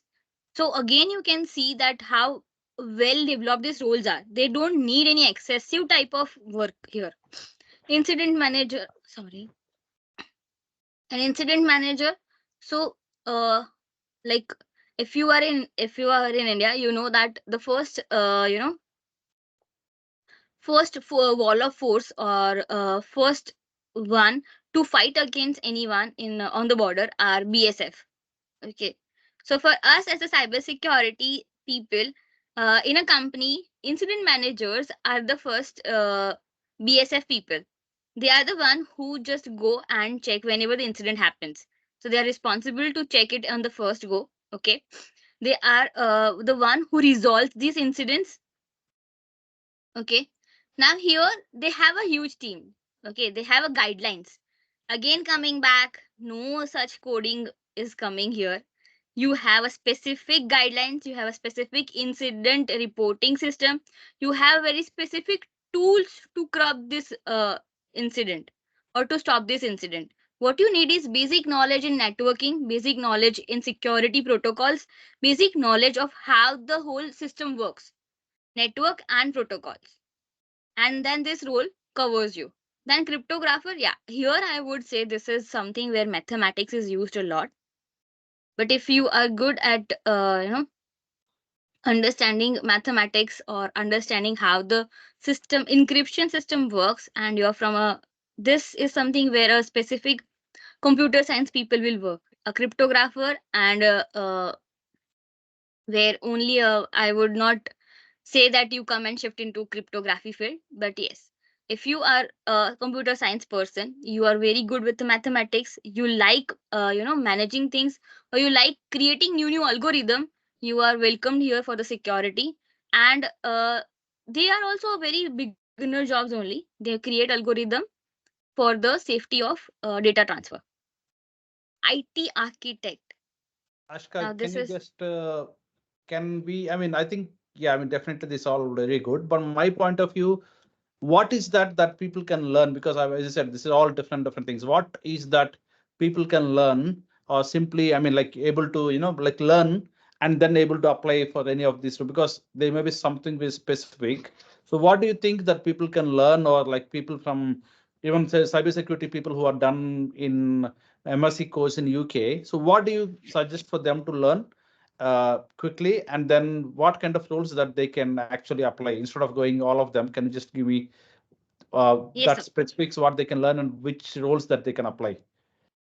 So here, when we talk about the roles, so analyst role, architect role, specialist role, incident manager, and pen tester role. Okay, Okay. these are the 4 roles where they can apply if they have basic knowledge of networking, network security, okay, and basic knowledge of malware, okay, and vulnerability assessment, which comes under ethical hacking skills if they have.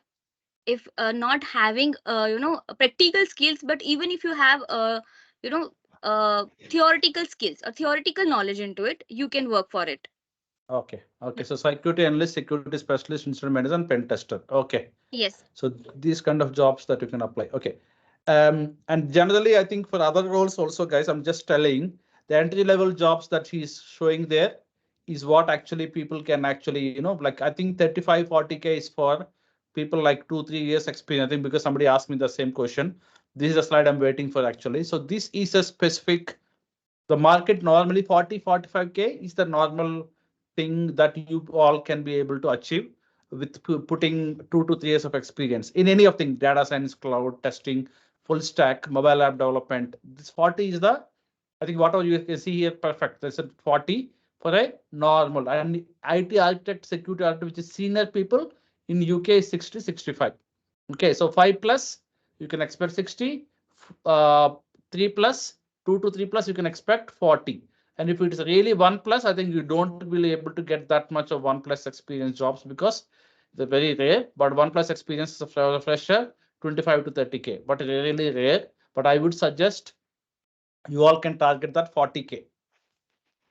Okay, so that's what I would keep the benchmark. I would like to show one of the job role, and you all must be aware who are from the computer science or other field about the company called Accenture. I'll just share the.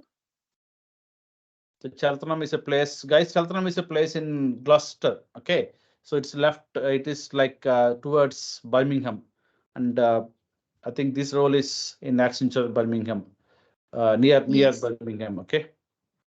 Now you all are aware of how huge this company is, and this company is basically in security. Okay, it's a security company only. If we talk, so when it comes to such companies, we have that you know everyone who comes, they have a mindset that if you are in security, there are entry level jobs. They also need a lot of experience.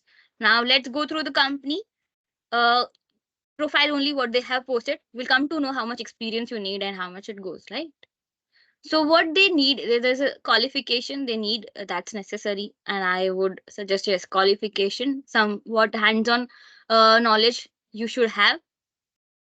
These are the following requirements they have. Nowhere here it's mentioned that you need 5 years of experience, 7 years of experience, but it is mentioned that you should at least have no good understanding. See, it is understanding only, not even good hands-on experience they're asking understanding into computer networks, operating system, software, hardware, and security, understanding into risk association, okay, whatever the risks are associated with it, various technologies, which is the tools we use probably into cybersecurity, okay, for pen testing or for monitoring, okay. And you can see that you can have good working knowledge of various security technologies. That's again same thing. When you go, you can have understanding of cybersecurity principles and concepts. That's what I told you, that we should have little bit understanding of what are the concepts and principles going on. or framework you want, knowledge of common attack vectors and malware types. So that's necessary. Awareness of security tools. See, here is something that I always tell people, that if you are not able to shift into any other branch of computer science, because it's a little bit tedious to understand the coding at this time or not, or you are not able to do that, this branch is solely having two parts. One that goes total into coding part, one that goes total into tools part. And when it comes to companies, okay, and hiring people for the monitoring and roles of testing, they prefer more tools part rather than the coding part. Coding part is for the development of security tools, but when it is about monitoring roles or any analyst roles or responsive roles, incident response responder or something like that, pen tester role, they always rely more on tools. Okay, what are Okay. the tools actually? Is it like specific tool? Yes, so there are tools like Bubsuit, Metasploit, Hydra, Nessus. Okay. Okay. So these tools we learn in common, but every company has their own way tools as well. Okay. If they know one Yes, tool, sir. I think they should be able to hire the Exactly. one. So Okay. they just want is you have basic knowledge of the common open source tools. If you have that type of knowledge, they hire you and they give training. Every company gives training initially for their own tools. Okay, cool. Okay, thank you. I think we're running out of time. Thank you, Ashka. Okay, guys, anyone have any questions on cybersecurity jobs? To Ashka, yes, Chandani. Good evening, everyone. Thank you, Aisha, and thank you, Shirang. Myself, I have some background in IT, which is digital marketing, and I have some background with network security. In my previous job, I have worked with governance side on DFT projects. So currently now I'm studying under Aisha in cybersecurity, and I want to divert my career towards the cybersecurity, which is like hands-on technical work. So I wanted to know from your perspective, like, which role should I go for? Like having such a wide cybersecurity, DevOps, GKE, CI/CD, CSPR, SACP experience. Like where should I land and apply for which job title? So the question is for you. Okay, open your screenshot. Open your screenshot. Open your presentation. Okay, that's a good question. So I think, see, my point of view, to be very precise, cybersecurity analyst is the job which I would normally request you to go, because cybersecurity analyst is because I mean, if you go to any market, there are two things in cybersecurity, not because cybersecurity is the only role which is both IT as well as non-IT. Okay, because if you see a company as a whole, they will have a separate cybersecurity specialist, cyber team, which we can see in that thing like incident manager and something like digital forensic extraction. These are the roles which are outside the IT teams, which is like monitoring the whole company. Because if you see a company, they have two different people. One is normal general cybersecurity people who look after everything. Example, you take Lloyd's Bank or HMRC, it doesn't matter. Any company, they have a specific kind of team who will look after the whole organization. Okay, because it's a big organization, they have like example like security officers. There will be big hierarchy, and then obviously incident manager and security analyst, that kind of people will be there, will be sitting in multiple hierarchy in that specific cybersecurity. Now the second level of people who will be IT, you will be part of IT team, because example, if you're working for IBM, example, you work for Lloyd's Bank, there will be specific streams like digital stream and banking stream, mortgage stream. So in that stream, you will have a specific IT team. In that particular project, they will be having the pen tester kind of a role, where you will be specifically working for a IT team, and you will be like a software, you will be part of software team. And example, there may be some 2 to 3 agile teams. For all the agile teams, there will be one specific cybersecurity analyst. And what do you do as a cybersecurity analyst? Straight away, the answer is pen testing is one thing. And whatever they're releasing, even even, I mean, nowadays there's a lot of cybersecurity tools. Even the GitHub also you can integrate the cybersecurity tools, and they will find a vulnerability straight away while coding, doing the coding. So you will be working with the DevOps teams, software testing teams, and developer teams, and put the cybersecurity at the level of coding, at the level of testing, at the level of delivery. So whenever there is, example, I work for Eurostar Trains. So whenever there is a release, so cybersecurity guys will they're part of our team itself. They're my friends. So they do, okay, guys, you did the development, you did the manual testing, you did automation testing, regression testing. So you're ready for the build is ready for release. Then they will do a 1 week of security testing. Okay, and they also analyze all this data and vulnerabilities, including all these things, and they will give a report. If they say yes only, we will go. If they say no, I think we can't go, we can't go ahead. So that is a specific IT cybersecurity team. And now one more very important, which we will not forget. There's a teams like I'll share my screen. There is some companies like Red Team Partners, okay, which we also know. So they are specifically companies which are only for cybersecurity. They're like a specific okay, let me share my screen. They're specifically outsourced companies for cybersecurity.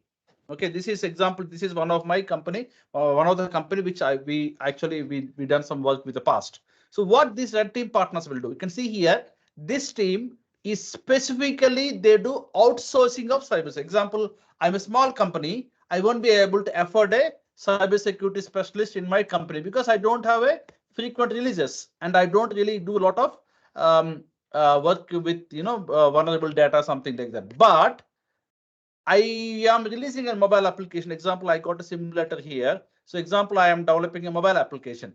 I may need a cybersecurity at the end only on demand basis. Example, I have an app. I want to release this app to market, but I'm like, okay, am I cybersecurity safe? Am I exposing any data? Is there any GDPR compliance? Or is the cloud, example, your data is in cloud. If you are in Europe country, you can't have a Britain data. So it is about our compliance. So my point of view, that specific thing, not every company will have. So they will outsource. So to answer your question, what you can apply is, as she said, you can be a cybersecurity analyst, okay, and you can be a pen tester. You can apply for pen testing role, cybersecurity role, incident reporting role, okay. But my point of view, it's like other data science people. You need to have a generic CV as a cybersecurity analyst, and the roles and responsibilities is you did some part of your work as a pen testing, some part of work as a analyzing this analyzing vulnerability and all these things, and some part of it, again, you can put one more year of like maybe old project that you can say that you worked as a incident reporter, where you got incident and you go and analyze and then talk to somebody else. So my point of view, put little bit of incident reporting, but maximum cybersecurity analyst, and then maybe some certificates like a CEH or something like that. If you have done, it will be good. So that if you put that kind of generic CV as a cybersecurity analyst, and then talk about 5 to 6 things that you have done, then definitely you'll be able to identify any of the teams, maybe this kind of company, or you can go to directly to the bank IT team, or you will be going to that cybersecurity external team, which companies like Lloyd's Bank will have a separate team. Okay, so Yep. is that making sense? Yeah, thank you so much. Really appreciate. I do have my SC clearance with my DFT project. So do you think governance side or any NCSC in itself will have any roles for such? Very, very, very good news that you said. Okay, I just said first thing, right? Civil service jobs. Okay, so if you have SC clearance, the two companies which I can refer, one is civil service jobs and one is PCR. Okay, which is nothing but public service resourcing. So I mean, you can contact me. I'll give my contact number. See here directly all these companies will have opportunities. Let me check. Cyber or security. So this is one of the company that you can, because they need cyber security people. Okay, sorry, SC clearance people. So PCR, either you can found some roles here. You can see here, try to find a role, or directly I have some HR, I have some contact from the people. You can send your CV. Maybe few opportunities they may not be able to publish here, but definitely my point of view, contact me. I'll give you the contact information. That is number one. Number two is this civil services. Okay, because they need SC clearance people, and you can see here there are few opportunities. You can go in detail. Example like this. Okay, cybersecurity risk associate or technical technology specialist. Definite. If you go to this role and if you apply and if you say that you got SC clearance, straight away they will call you. Okay, got it. Thank you. Really, really appreciate it. Thank you. Okay, cool. So these are the two things that you can look into. And again, banking and all, as I said, hack a job and these kind of opportunities, definitely I would suggest to go and put your CV here. People will come and fall behind you. This is a kind of opportunities that you can actually apply and just wait. Okay, then you will get the response. Got it. Yeah, thank you. I will add in my heading only, like in my CV. Yeah, about SC clearance. Yeah. Yeah, definitely. Okay. Okay, guys. So I know it is a bit delayed, but thanks for your patience. And this is my contact number. And we are IT Talent Hub. We are based in London, UK, and we are happy to guide you. Okay, I'm not doing any sales here. I'm not saying to join my training, but my point of view, any guidance we are happy to give you for free. And then based on the guidance, based on your input, we are happy to help you. We help you in trainings. We help you in finding the job placement. We have a separate program for job placement. But again, if you're already in the market, I'm happy to guide you. But at any stage of your career, please contact us. We'll be happy to help you. And this is my name and this is my phone number and this is my address. So please take a screenshot or phone number or copy paste. I don't know what you can do. Please take my phone number and anytime please WhatsApp me. I mean, if you call, maybe I'll not be able to respond, but please WhatsApp me and I will be able to contact you back. Please keep your number. And not only for you, if you have friends or anybody looking for any IT related any questions in UK, I got at least 15 plus years experience in dealing with thousands of people like you. So I am happy to guide you and give the best advice. Sridham, are you shared the screen or the details? Please. Oh my God. Yeah, we are unable to see anything. Please. Oh my God. I'm like simply talking without. Yeah, this is the thing, guys. Sorry. So this is my number. Please take a screenshot and please save my number. And my name is Sriram. You can always contact me in WhatsApp and I will be happy to help you. And this is my website. But and you can always come to my office in Ilford if you want to. So we are here and we are happy to help you. We got a bunch of people, all these talented people are based in, we are all like happy to help you people. So thanks for coming and please save my number. Anything, any training, placements, anything related, please contact us or we have to help you. Not only you, your friends, if you got, please share, talk to them, share my number to them and anybody in UK, we're happy to help you. And all data science, cybersecurity, even full stack also we have a trainer, but I mean because of lack of time we haven't able to talk. But mobile app development, full stack development, data science, DevOps, cybersecurity, software testing, and even Salesforce also we are actually helping the people. So any IT domain, we're here to help you. Please contact me in WhatsApp for any questions, anything. Don't I mean I'm happy to help you basically. Okay. But if I'm not able to respond, I will at least put somebody in my team to call you and give the guidance. But I'm happy to help you guys. And thank you very much.